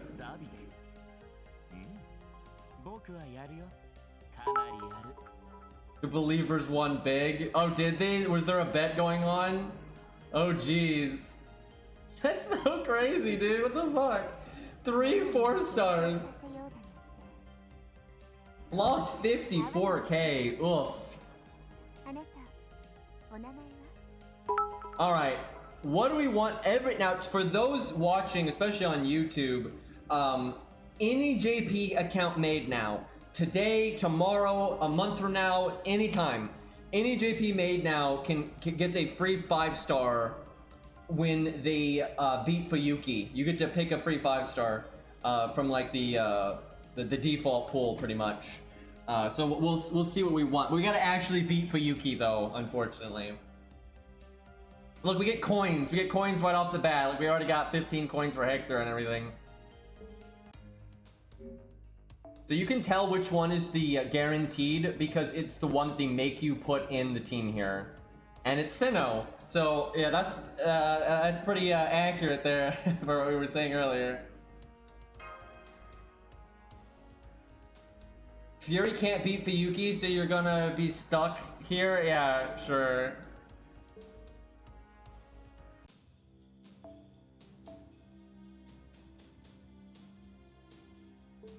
Look what I'm talking about. The game is so much easier now. Look at this shit. Like, look at this shit. All right, chat. What we got to decide what we want to do. Look at 110, 100. Like what? So chat? What do we want? Do we stay incognito? And do we never rely on chat, right? Because people often say, you know, I'm getting carried by chat or whatever. Do we never use chat's units? Do we have to just, you know, collect our friends the normal way and then use what we got, or do we? What do we?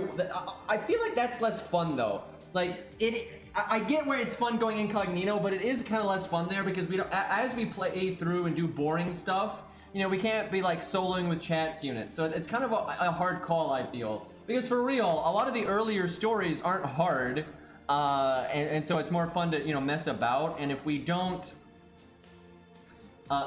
use my units or chat's units or whatever, you know, it's gonna be less fun. However, it does make the game harder because you can't ask somebody to like, hey, switch to this CE or switch to that CE. The thing is, anybody can do that though. You don't need to be a streamer to have access to people that can actually change craft essence and stuff. You can literally join our Discord, #not-sponsored.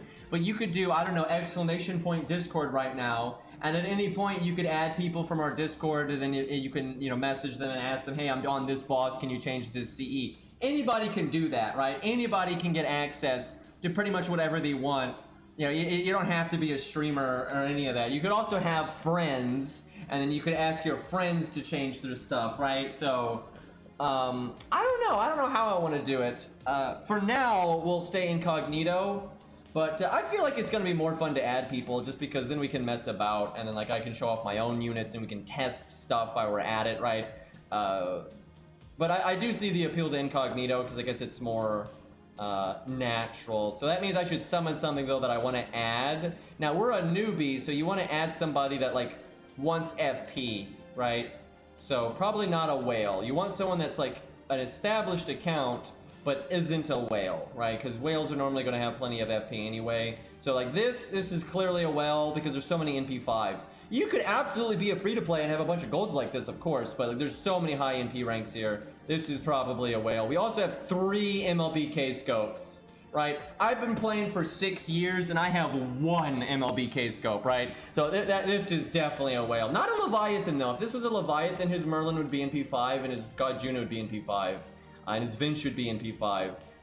So it is a whale though. This is definitely a whale, but I don't think it's a Leviathan by any means.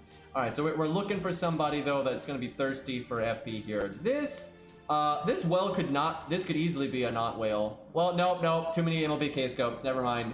I was looking at the NP ranks, and that's totally possible as free to play, but that's 4 MLBK scopes. Now, if you play for a long time, you can have multiple MLBK scopes. If I have like 3 MLB origin bullets, it just happened somehow, right? But 4, you're starting to really push it, and even with 3, you're pushing it. But if you've been playing since day 1 and you're totally free to play, you could have 3 MLBK scopes. Absolutely, you absolutely could. But it's not likely. Again, I've been playing for like 5 years or something.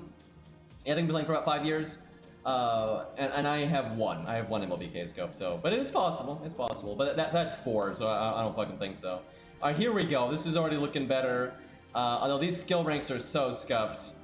It might not be a whale, but these skill ranks are atrocious, and I don't really want access to a lot of those units anyway.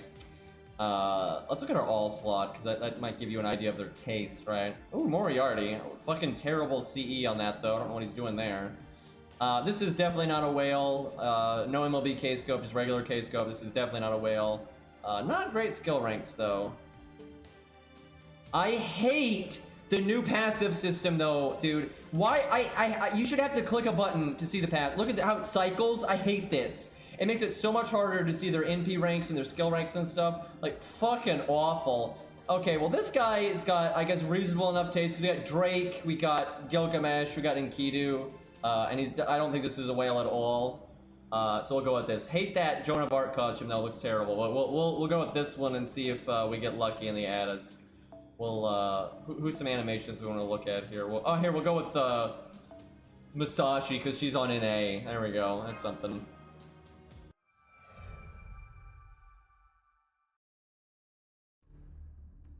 That Joan of Arc costume would probably look a lot better if she didn't have a day one character sprite. It just looks so bad with the day one character sprite that it doesn't work at all.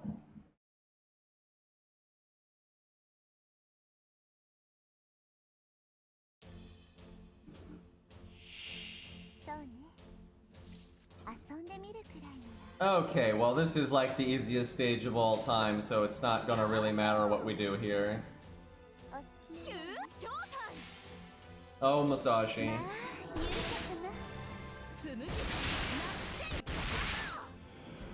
Don't even get NP. Don't even get NP. Another reason why I want to add, like, myself or chat is because we can summon things that aren't OP. If I just summon randoms all the time, I'm going to have to summon someone for every...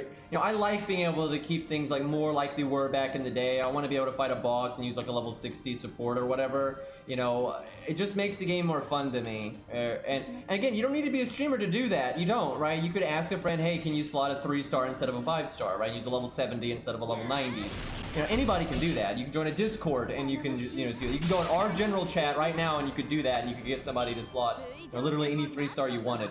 So I don't think it's like unlegitimate to use your chats units or your ult accounts units or whatever, especially when you're doing it to actually make things harder. Oh yeah, you've got the follow system. I forgot about that. Oh my god, dude. You can just find any old Leviathan and just forcibly follow them and have them just destroy everything. And they're making you do it. Oh my god, the tutorial makes you do it? Oh, that's bullshit. Are you kidding me? I didn't know. They changed the tutorial. They make you do it. I can't send this guy a normal friend invite. I don't want the follow system because then I can't use him in challenge quests. I can't use him in events. And I can't use him after 1.0. This is bullshit. They're literally forcing me to use the follow system. I had no idea that they did that. I'm not sure it actually sent it. They told me about it. I don't think it let me do either. I think that UI didn't let me do either. What? That's a joke, dude.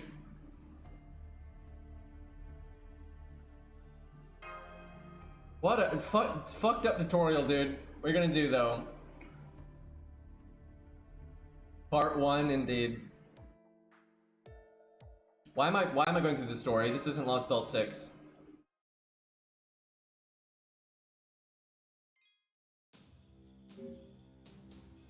What's it telling us about now? Is it telling us to level? Yep, it's telling us to level. It's a lot of hand-holding. You make good thing it's this. No, game! We're gonna use, you get a free level up now. New accounts can pick any servant. We're wasting a gold ember. You're making me waste a gold ember, you stupid game. God damn it, got us great success! Bullshit! I feel like that one's rigged. I have no idea, but I feel like that one's rigged. Oh, Jesus. Look at all this. I mean, I'll take it. We deserve this. Oh my god, the blue cubes, though. Oh my god. Oh my god, the blue cubes. Hey, Crucium Day, thank you for the gifted sub. 35 gifted subs too, man. That's very generous of you. I appreciate it. Blue cubes to beat Salter, yeah. Alright, what do we get here? We get 3 blue cubes there. We'll go with the seed. We're not gonna need that other stuff for quite a while. Take our FP here. And another gifted sub. Thank you, man.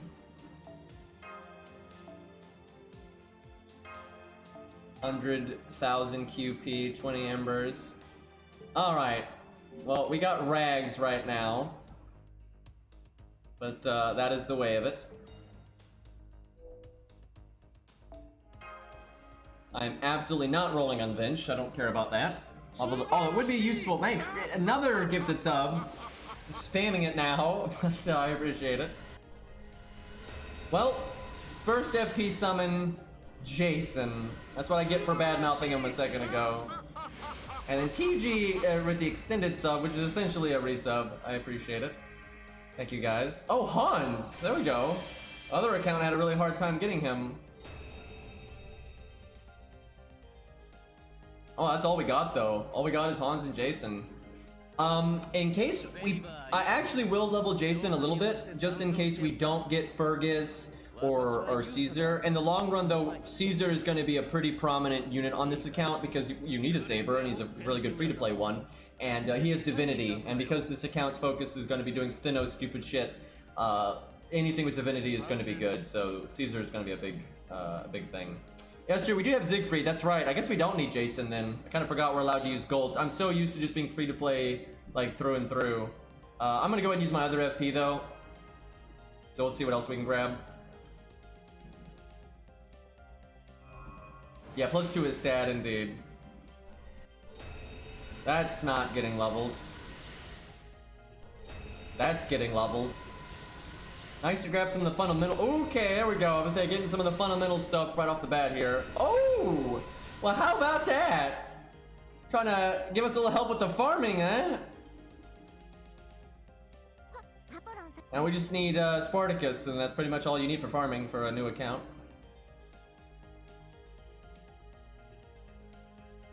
No Babbage. Yeah, I'll be happy if we get a Babbage, though. He's so good these days. Alright, we get one more. We'll probably get some new low stars eventually. That is always exciting when they do that. Oh! Got our farming boys, just need their NP ranks.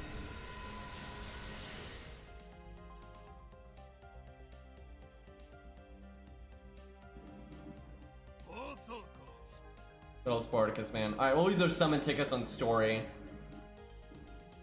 Unless we want to be ballsy, let's clear Fuyuki first, and then just because then you could get like the story locked Saber Alter, right? Like that's ever gonna happen. I probably wouldn't level her anyway. You know, actually, yeah, I wouldn't level her anyway. So let's just story summon so we can't get her, so our odds are better. I'd rather get Siegfried again.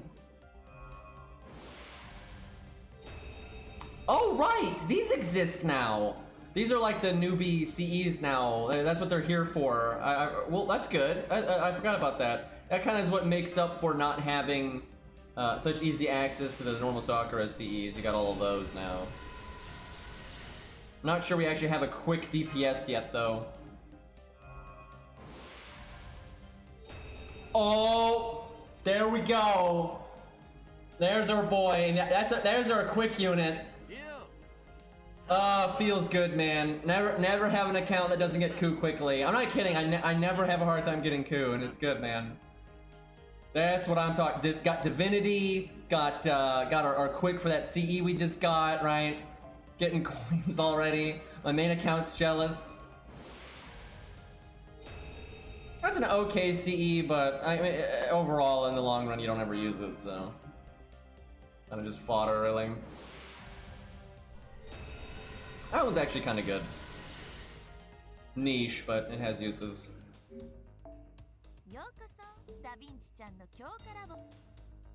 I'm gonna go ahead and do a little bit of management just so we don't fall behind. So I'm gonna keep this in the long run. I'm gonna keep this in the long run.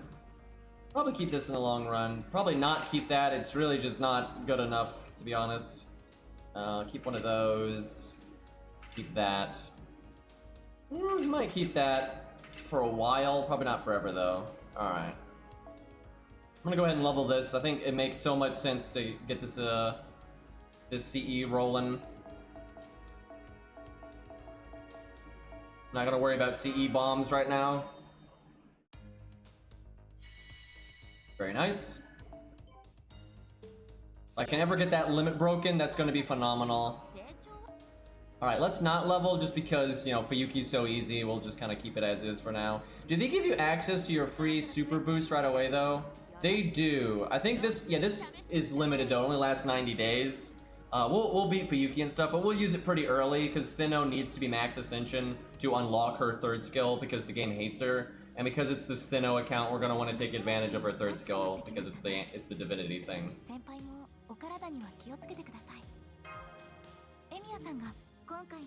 Okay.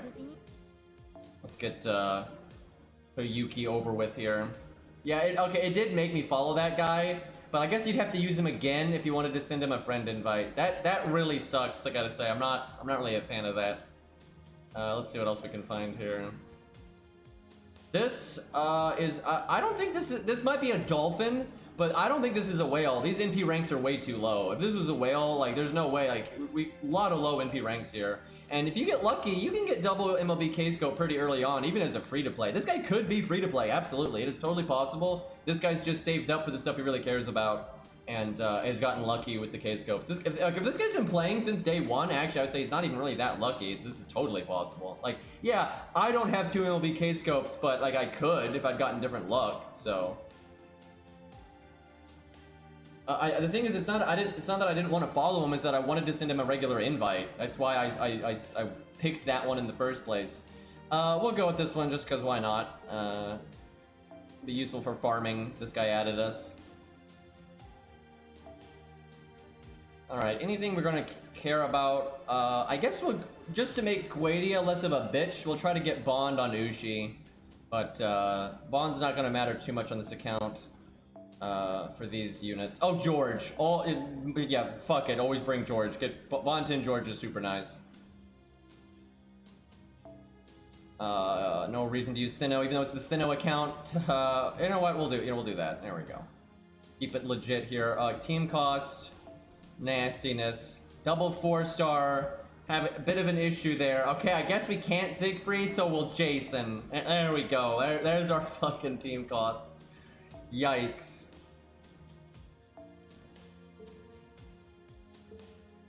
I don't think I can use this. Yeah, I cannot. There we go. Guess we'll do that. No, he's counterclassing. We'll use Siegfried soon enough. He'll be our main saver for this account, I think.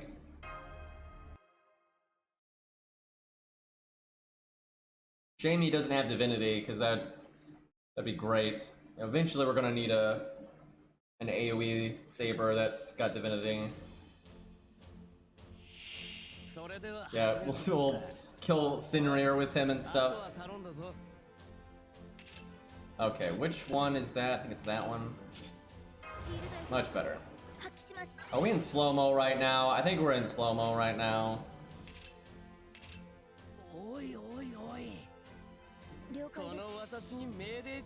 Imagine being day one, you never played FGO before, you just got into it, and your first thing you summon is Jason, and you're just seeing Jason right now, and you don't know who he is, right?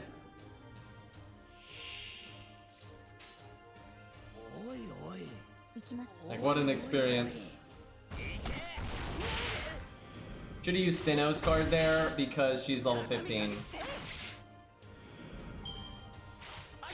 Oh yeah, we got Atalante!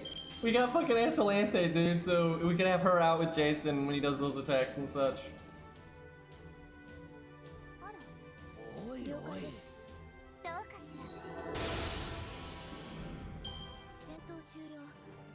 Did she just smile and make an explosion? I'm pretty sure that's what that was. We do have a lot of Greeks on this account.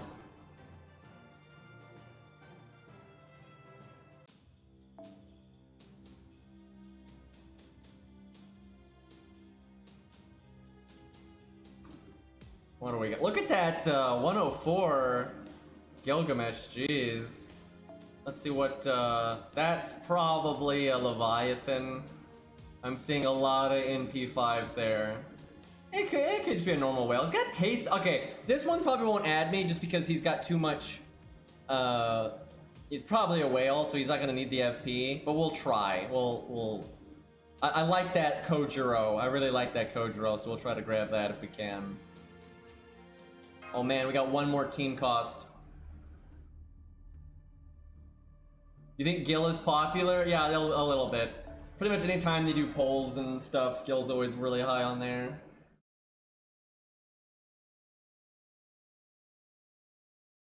It's a whale with taste, yeah. Could just be a big fish. If you're a fish and you play, like, here's the thing: as a free to play and you play for like 5-6 years, you're gonna get a lot done in that time. I mean, I got MP5 Mordred eventually. It took a long ass time, but it happened eventually, right? And you get the free 5-star and all that. So if you're a fish, so you spend some money, but you don't spend often, right? Maybe you spend once or twice a year. That's it. Like literally just once or twice a year. But then you get all the free to play stuff too. If you play for 5 years or whatever, you're gonna have a pretty goddamn impressive account at that point. If you're being diligent, right? So, but he did have a lot of pretty beefy stuff there.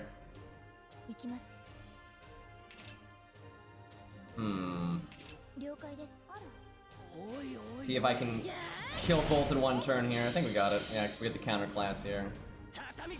Go family, Jason. There we go.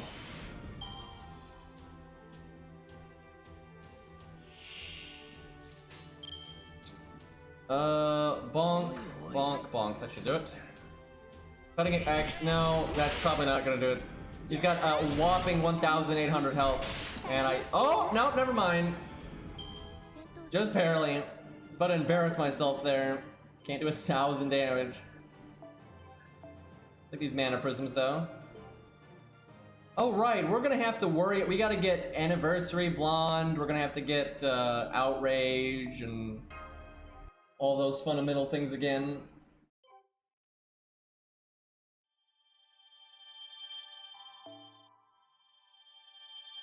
Oh god, you're right. I don't think I sent the request. I'm so used to like not doing that. I don't think I bothered there. That's a shame. That guy had a grailed Kojiro, man. I really like Kojiro. He's cool.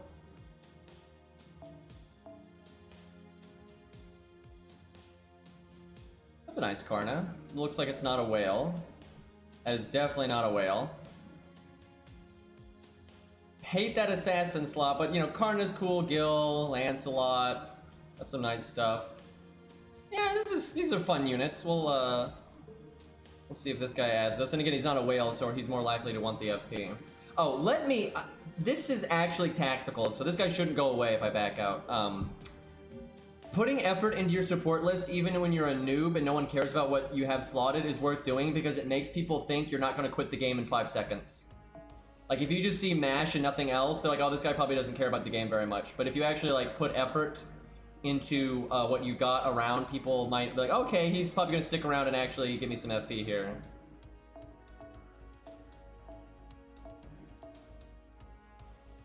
Oh, we have Darius already. That's good. Probably gonna level Spartacus first, though, just for his battery for the farming. I don't know about that, though. We'll see. I guess we put MASH here. I guess just because, I mean, technically I should put Stheno in the assassin slot because of the account name. I don't think we have Kim Lon yet, unfortunately. God, our CE options are atrocious. The Rider Killer, there we fucking go.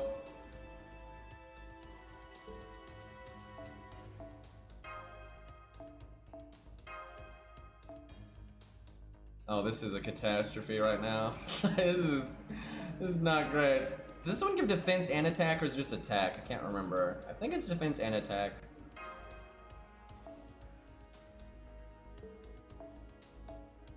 Well, that's the best I can do. Hopefully that makes people be like, oh well, he's probably gonna play the account, right? That's just the goal of it. Jesus. I kind of want to put Karna in the front row just so I can see his awesome animations. It's kind of cheating, but whatever. Can I bring Ushi now? Nope. Getting there, though. I could bring Ushi instead of Jason. It's not like Jason needs bond points.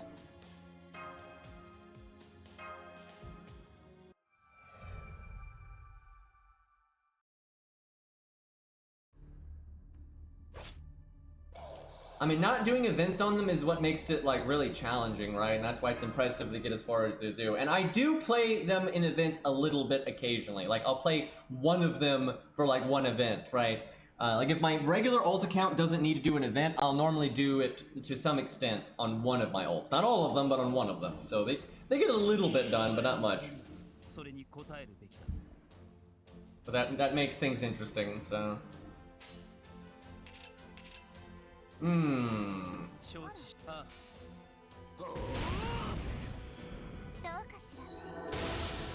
Wow, okay. Some better damage than I was thinking.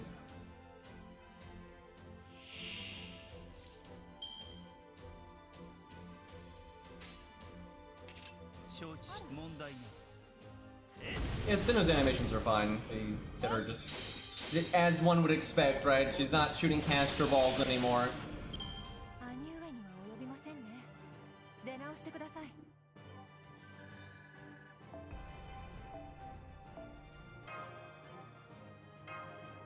Alright. It's kind of weird how early you got them on NA, like so early.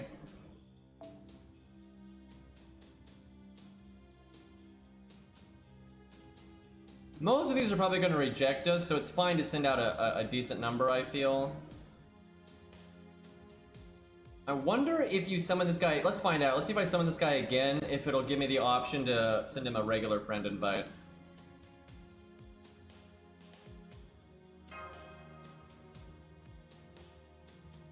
Now, Gilgamesh is popular, good, and he's had a lot of rate ups over time, so he's pretty common when you're looking at randoms instead of actual friends.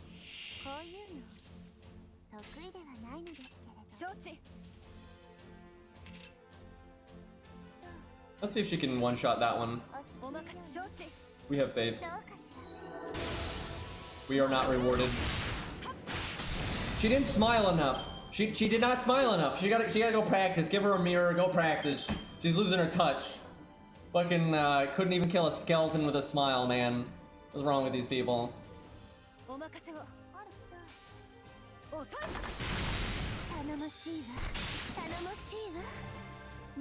feel like that voice line is louder than the others.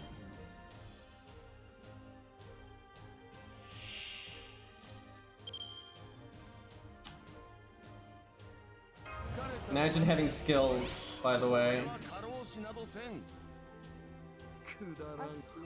Not sure that. No, she's got the Buster bonus. I think she can handle it. Whew, okay, a little close. Yeah, we get the free ascension thing. We'll use that after for Yuki.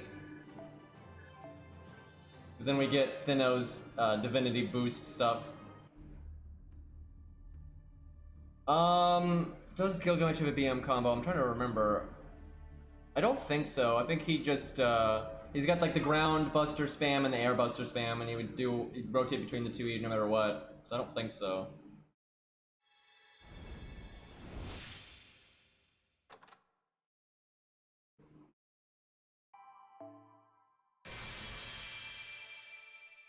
I'm not sure I sent that guy a friend invite. I'm autopiloting pretty hard for the menus because, you know, who cares? Oh no, it's because I don't think you are allowed to send him a regular friend invite if you have him on follow. That's stupid. Let's see if to be fair though, his skill ranks are pretty scuffed, so it's kind of whatever. But I do wonder if like there's a way to send him a, because the game forced me. I was gonna just send. Oh, okay, you can do it from this menu. I guess we'll try. It'd be fun to have a Joan of Arc or something. So that's nice to let you do it from that menu. But you could be really annoying, and if they deny it, you could just keep sending it. But that's what the block feature is for, because there is a block feature in this game. But normally you would never need it.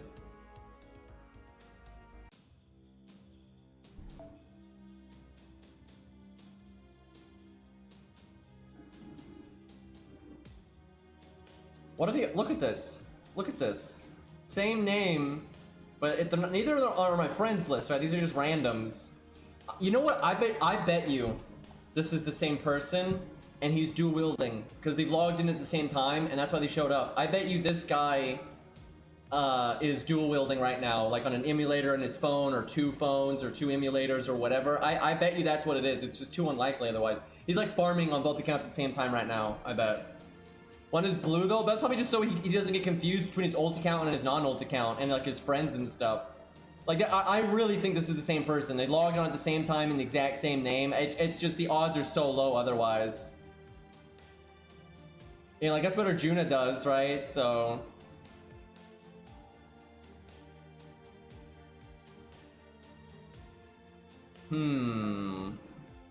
What stands out to us?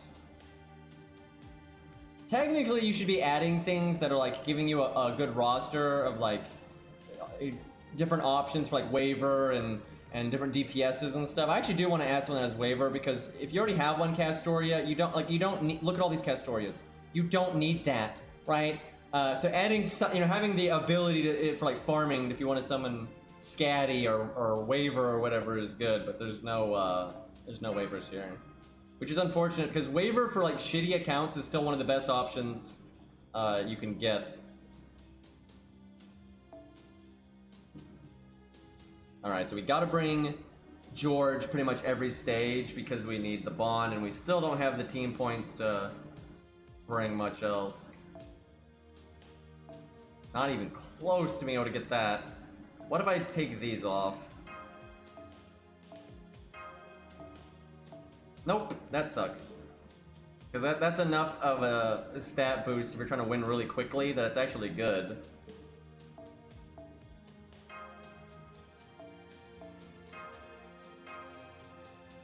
Like early game, it's actually pretty handy for just blitzing through wusses.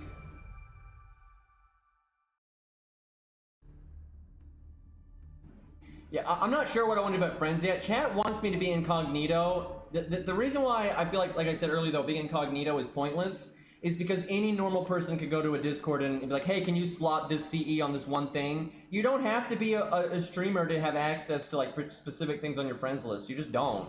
And also I feel like it'd be more fun when we play through like London. Like there's no fun to be had in Fuyuki no matter what you do, but you can have some fun in like London and stuff if you nerf yourself. And to nerf yourself, you need to not summon a level 100 Gilgamesh. So it's like, if I want to make things spicier and just have people like slot a level 60 or level 70, I kind of need people for my chat or my ult account, right? So we'll see. I haven't decided what we're gonna do. Maybe we try incognito, and if we're like, man, I can't make good stream content doing it this way, then maybe we switch it up.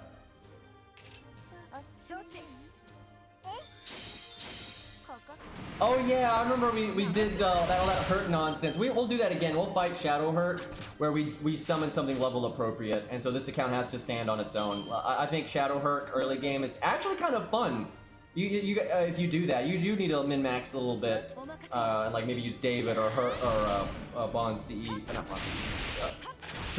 George's taunt. Excuse me. But yeah, I remember we actually had to min-max back in the day against Shadow Hurt because we didn't summon anything useful. I'll probably have to at least add myself, because like I can summon like a level 30 Hector or some junk, right, if I want to keep it legit like that.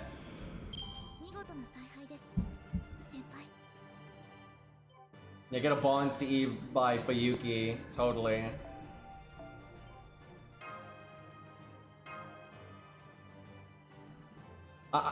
Before we add anyone from chat or myself, though, I really do want to see what is going to be the rate on which we see this. Wow, somebody actually got my friend code. Finn actually sniped it there. But yeah, I'm not going to add anyone just yet, so we'll I'll nuke that for now, Finn, but I might add you later. We'll see. I haven't made up my mind how we want to deal with the... I'm impressed Finn sniped that, though. I didn't show it on screen very long. That's pretty quick. Swift.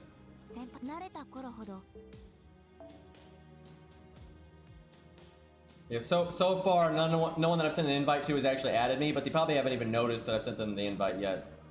But I am curious if we can If we can get any bites. I mean, you normally do eventually. If you keep sending them out, you're gonna get something sooner or later. Look, damn, Gil really is everywhere. My god. Like, I knew he was popular, but shit. Like, he's fucking everywhere, dude. So I do want Ushi Bond just for Guadia. She doesn't need it, but it will make things a bit smoother. So I don't really need to bring, like, an assassin here. Oh wait, Stheno's an assassin, excuse me.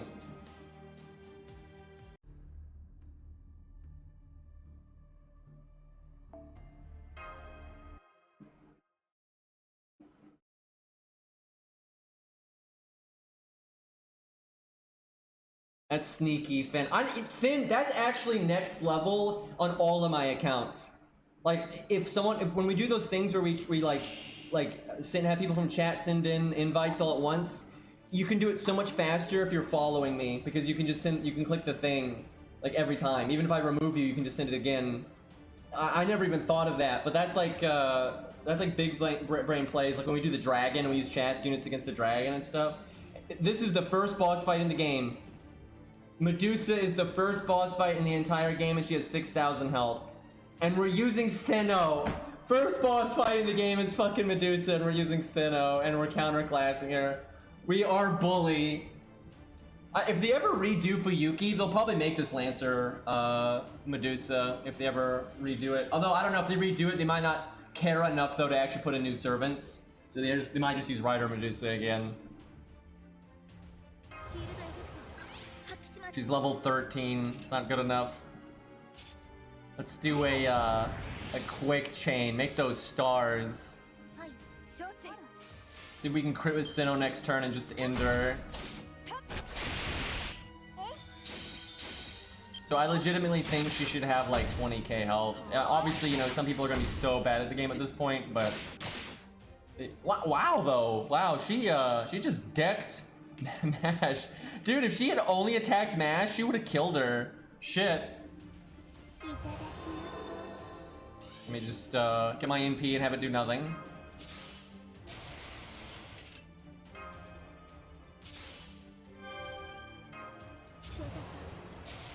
Look at that battery. Oh man.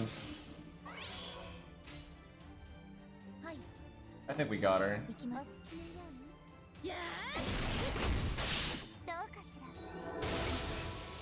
Yeah, I think we got her.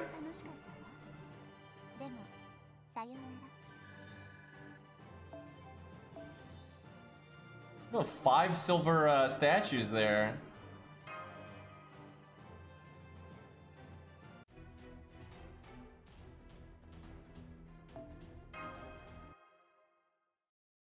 I can't believe we got Stheno just like that, though. I thought we were gonna have to put a lot of effort into that.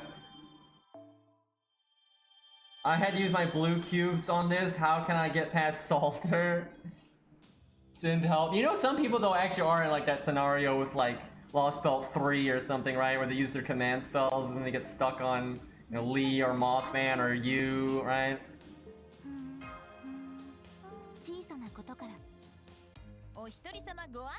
What I want to do is I want to at least beat Fuyuki and then do, like, a story summon and see what happens. We're not, like, rushing to play this account, you know, right now, like, through the whole game or anything.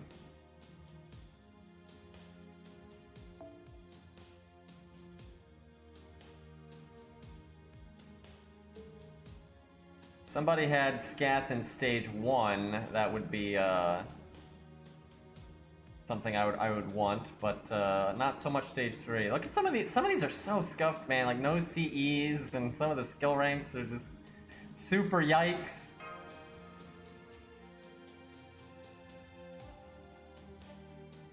It is fun, though, to see just total randoms.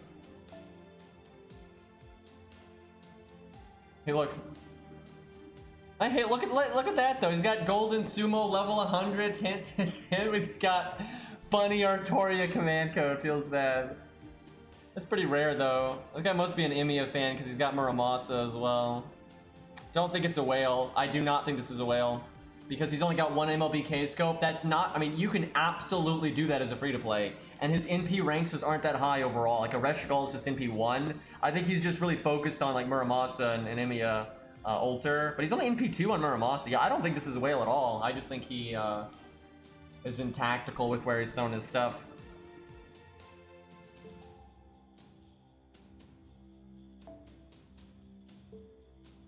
All right, we'll just go with our followed one for now. I guess you get, I didn't realize this, you get more FP from summoning your follow one. If you can find someone that you're following that has the FP CE, that boosts your like 75 more FP per summon, that's actually really good, because a newbie account wants FP, and then you're getting quite a bit there if you do that. That's one advantage though to actually putting up with story summons, is story summons give you more FP per summon, and that's good early on. That account has Golden Sumo, so it's at least 4 years old. That's a good point. So yeah, I don't think he's a whale at all. I think he's just been tactical.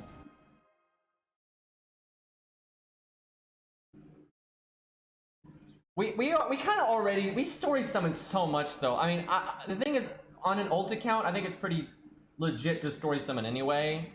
We'll see. I haven't really decided what we'll do with rolling on this account. We'll kind of just wing it, I guess. Like, if we see something we want to roll on, we'll roll on it. But even if this was my main account, let's say I got banned from FGO and I had to start over, I would roll story sum. I just would. I think any account, it's smart to roll story sum, because you do want to get Asclepius, you do want to get Bedivere. Especially if you're not whaling, right? If you're whaling, you're going to have supports where you don't really need them as much. But yeah, if you're free to play, I think it's wise to roll story at tactical times. You just got to be smart about it. Boss number 2. I brought Ushi to an assassin fight.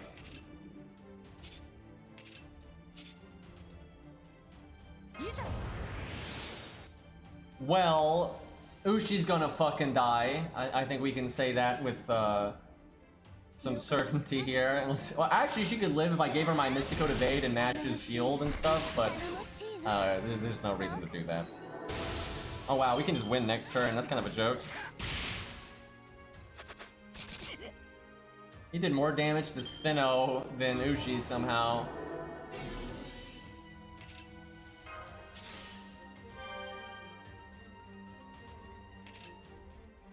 Smash you, smash you. Alright, you know what? We'll protect Ushi. You got those fancy animations now. That's such bad damage. That is such bad damage.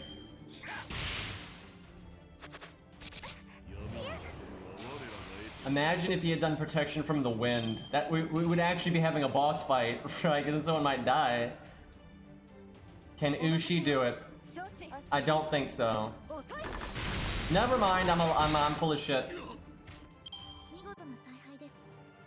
She's taking care of business. By the way, Curse Arm is in the FGO movie for Fuyuki, but he dies off screen to Caster Coup. Really glorious showing there.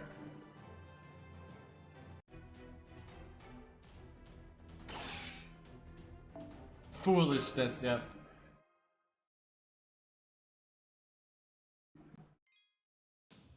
I don't think I have a single favorite voice line, but I mean, there's plenty of good voice lines out there. There's our story summon. Get that 200 FP in here.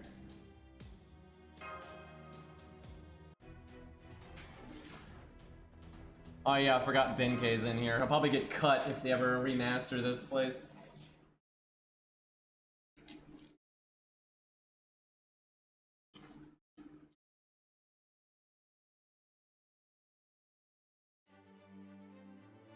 The chances of this are low, but if you got lucky, you could get Tesla from Story and then use free 5-star on Tesla on this account, and you could use them for Zeus. I know, it's true, but the odds are terrible. I would love to do that. I would love to do that. We'll see what happens. Oh my god, I need to switch out Ushi. I'm not paying attention. Are we gonna have a casualty now? Benkei versus Ushi, though.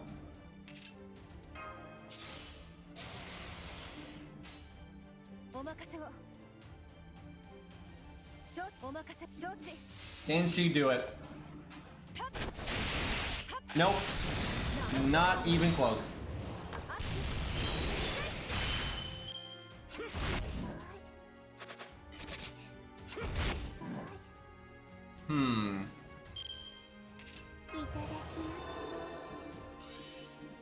I know the skill is rank 1, but could you land that, please? He actually gets his NP kind of quick there.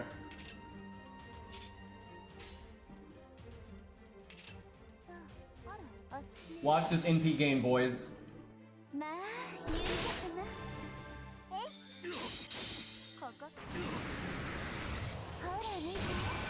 You know, we can NP with her if we want to pretty soon. Because we got Nash's skill. I'm doing it. I'm fucking doing it. We don't have her buff though. If she had her buff, she'd remove Benkei's defense up.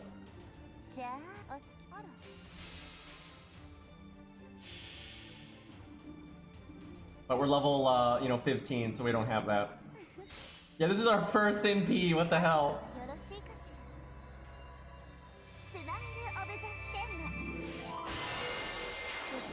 Guarded it. He guarded it. What the fuck? Yeah, nice damage, nerd.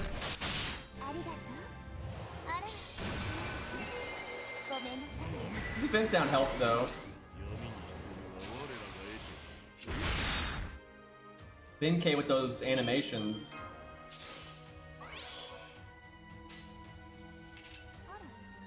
Curse Arm finally gets his NP and then he dies. Why didn't Benkei taunt on this turn?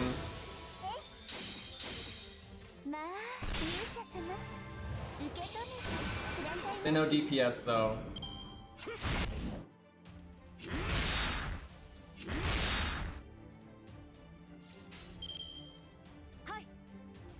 This is like reverse Babylon. Or it's like Case Files, where Uchi has to kill Benkei instead of the reverse.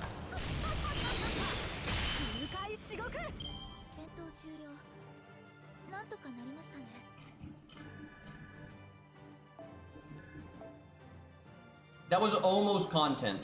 That was almost content.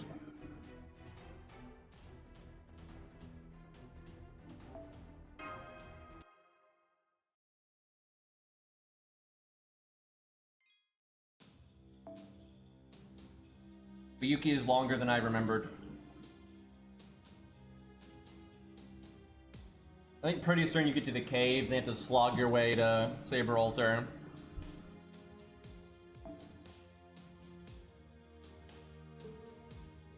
Let's see. I probably can use that now. Not quite. I could if I lower a rarity on someone. We'll just stick with this for now. I think one more level up and we'll be alright. See you, Red.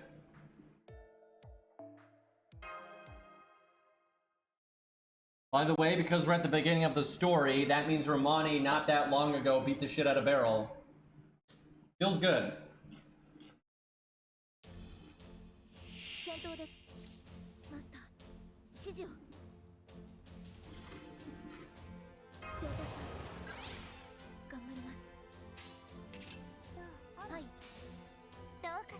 Good indeed.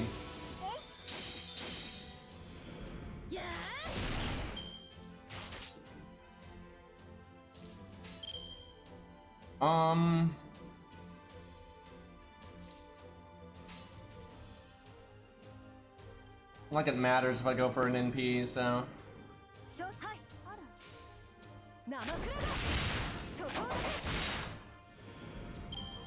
Man, Nash's first skill before its upgrade and at rank 1. Pretty sad.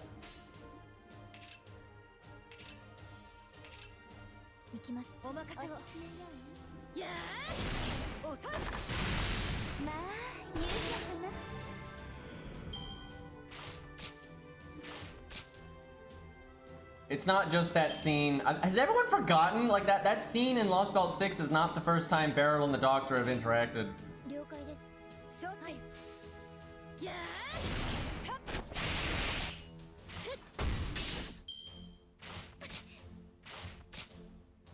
45 health.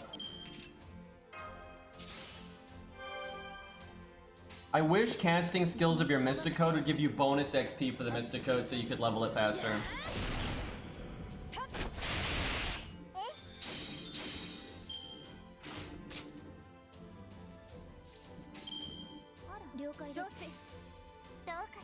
Okay, we did not play very well on this stage. I wasn't really paying attention and things didn't really line up right. Let's not get anybody killed to skeletons now. That would just be embarrassing.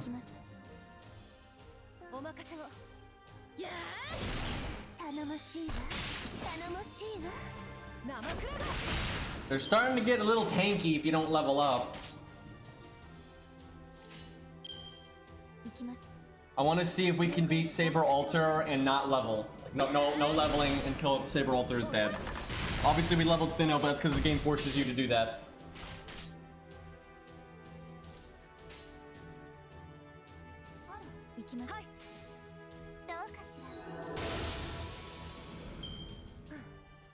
I'm a little worried. We'll see. Do we even have an archer? Oh fuck. I don't know if we have an archer. We'll see. Oh, we have David. We got David. That'll do. Oh, and Calante, of course. Excuse me. We're kind of swimming in 4 stars already. I'm so used to only using 1 to 3 stars, so it warps me.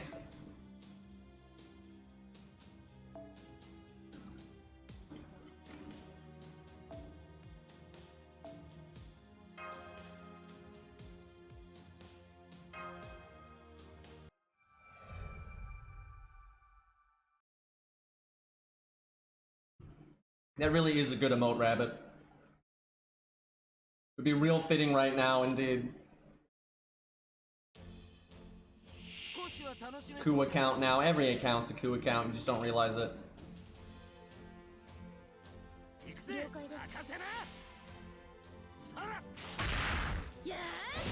I probably could have done that turn better. Oh, here we go. It's damage time. Hey, Ludes. Just don't ask. Just don't ask.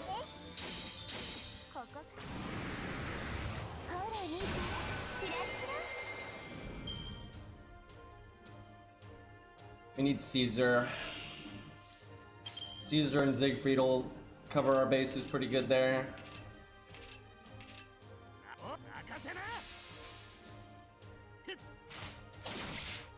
So I've gotten coup on this account more than my main account has in the last, like, 5 days or whatever. FT has not been kind.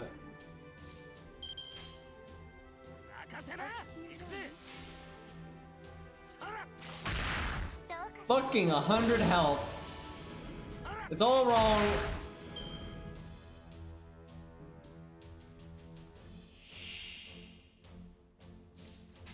Man, I need 8 copies of coup to get another passive, dude. 8. Like, fuck off. It's awful.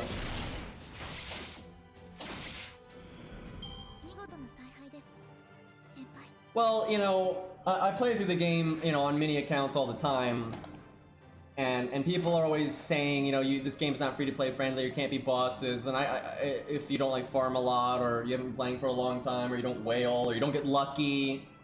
And so that last account I played, you know, I kept things very budget, totally free to play, didn't really farm, but I got Hercules in the tutorial summon. And so a lot of people are like, oh, this is Hercules, right? So now I'm using Stheno, because most people think Stheno's really bad. Although, funnily enough, I actually think Stheno's quite good. And I don't think it's really that. I think she'll actually be quite useful. But yeah, if I can bait someone into being like, you're only, you know, getting through this because of Stheno, then you know you've won, right? You know you got him. So big bad Darius.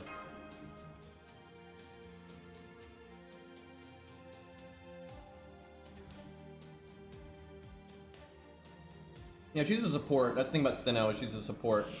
And if you've got Divine DPS to go along with her, a lot of damage up, get the defense down and the attack up, both last 3 turns, get the buff removal, get the charm stall. Like, there's a lot of stuff there.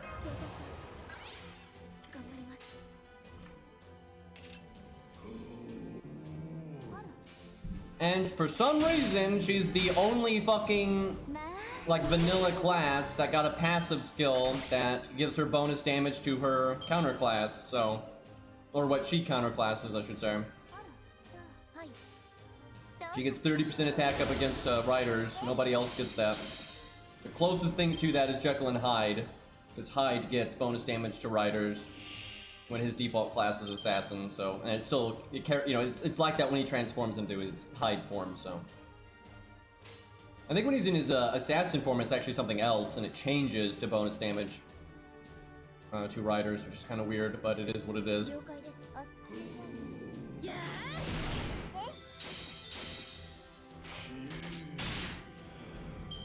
I mean, if you look at Stheno as a support, I don't think she has any problems, really. Like, sure, she's not as good as, like, and she's got, if they're male, then you have massive utility.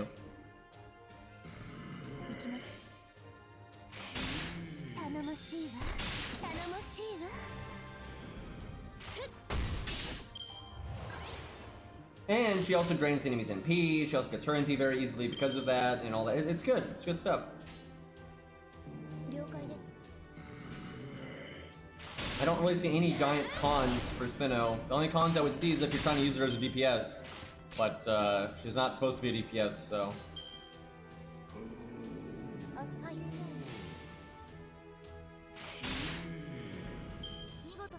Doesn't have a 50% battery, trash unit. Yeah, that's the player base right there.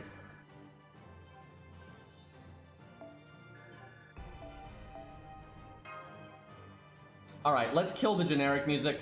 Let's go back to our playlist. It's all nostalgic and fun for a minute, but let's be real, it's not, it's pretty repetitive and nothing amazing here. I'm hiding the screen just because I don't want to accidentally show my bind code or whatever. Oh yeah, I don't actually have a bind code on this account yet. I'm going to do that right now and screenshot it and all that.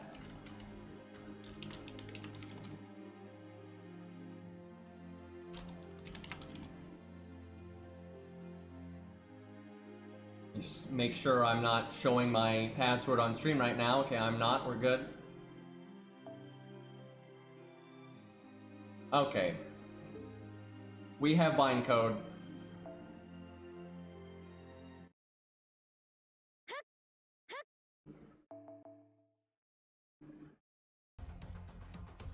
And we have music. Alright. Alright, I think we're almost done here. I think it's like this chapter, you fight Emiya, then it's Salter, then we can get this crap over with.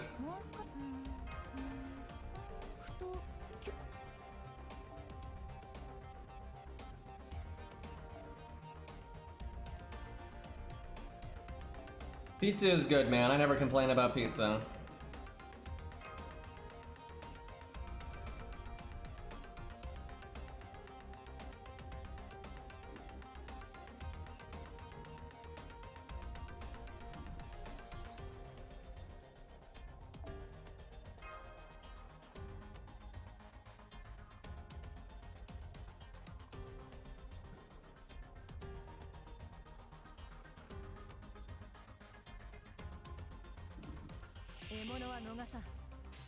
Alright.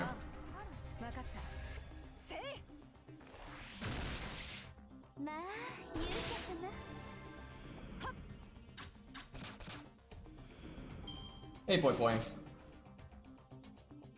Huh, I didn't realize they used that mechanic that early in the game. I think I've had that realization before, though.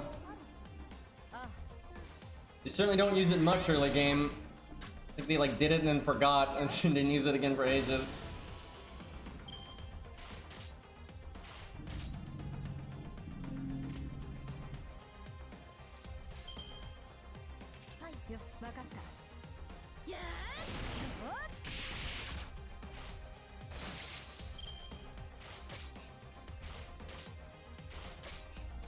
Do they use it in Septum? Septum has got to be like the least memorable story in all of FGO, by the way, except for the Nero wank, I suppose. It's memorable in how bad it is. So, for a lot of the shitty stories, I'll play them off stream. I don't think anybody cares, right? And like at most, I'll like get through the trash and then stop, and then stream the good stuff, like fighting the Demon Pillar and stuff like that. But until we get to like, you know, Camelot, who cares, right? So a lot of that stuff we can just get done off stream. And I'm in no rush to play this account, we can just kind of play it whenever. I just want to get Fuyuki done because it's kind of fun to just get that done and under our belt and look at the 5 stars we can summon and that kind of thing. And if we ever do want to do an event, most of them require you to have gotten Fuyuki over with, so at least get that done.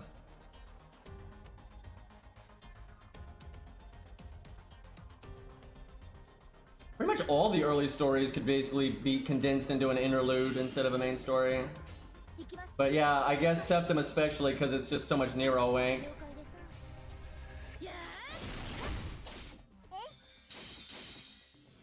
Yeah, Hector's worth it. When we get to like the big bosses at the end of Orleans, I'd stream that, right? You got a Hector, Herc, Medea, Lily, the Demon Pillar, right? That stuff, especially if you're not over leveling it, that's worth doing for sure.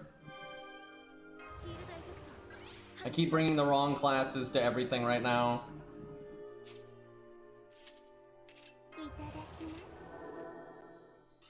She has never landed that. What is that at rank 1? Because I know its chance is based on its rank.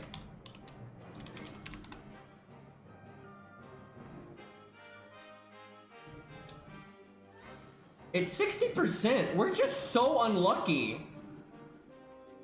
Like, it's more likely to work than fail, but she has not landed it once. Jesus. Yes.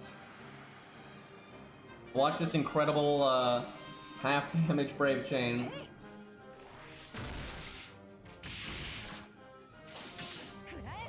She actually killed. How about that?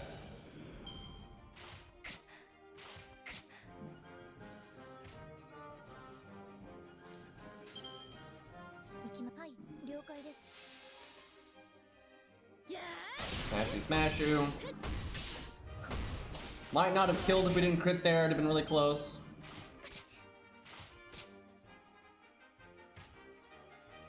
Boy, this is not what I thought I'd be doing on today's stream, but it's worth getting it over with. Let's try to keep Atalante alive. Let's go quick up.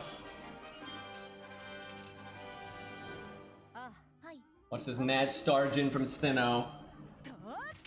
That is one thing they could do with Stheno, though, to make her a much better support, is add to one of her skills, like a big star bomb, or just give her really good stars per turn type skill. Like, if she could just passively help the team crit, that's just an extra thing in her toolkit that just gives her more, you know, usage. I guess they don't want too much overlap with, like, Hans, though. The problem is they gave Hans too much stuff, really. He's got crit up, Stargin, NP battery for himself, heal, defensive attack. Like, he hits everything, so. Hans' new third skill is just so powerful. I don't think Mash is allowed to NP here. Yeah, you have to fight Castraku before they let you use it.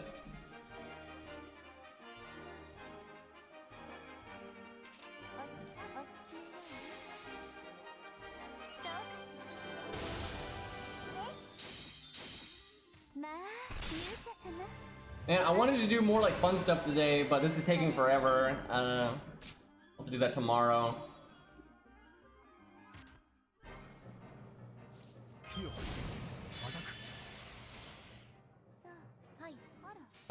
It's kind of ridiculous how long Fuyuki is, especially because it's such a basic bitch story. Yeah, cat down. This George got to show up.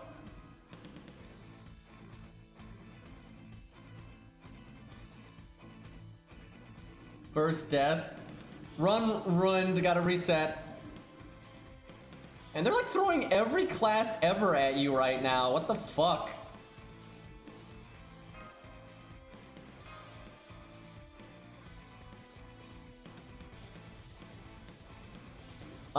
Probably auto because I'm gonna have to deal with some real life stuff here in a minute.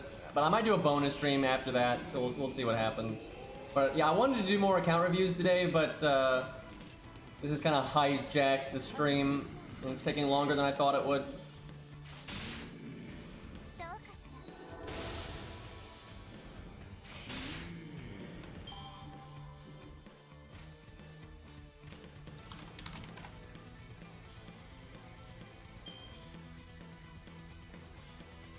Give me 1 second, I'm having to check something.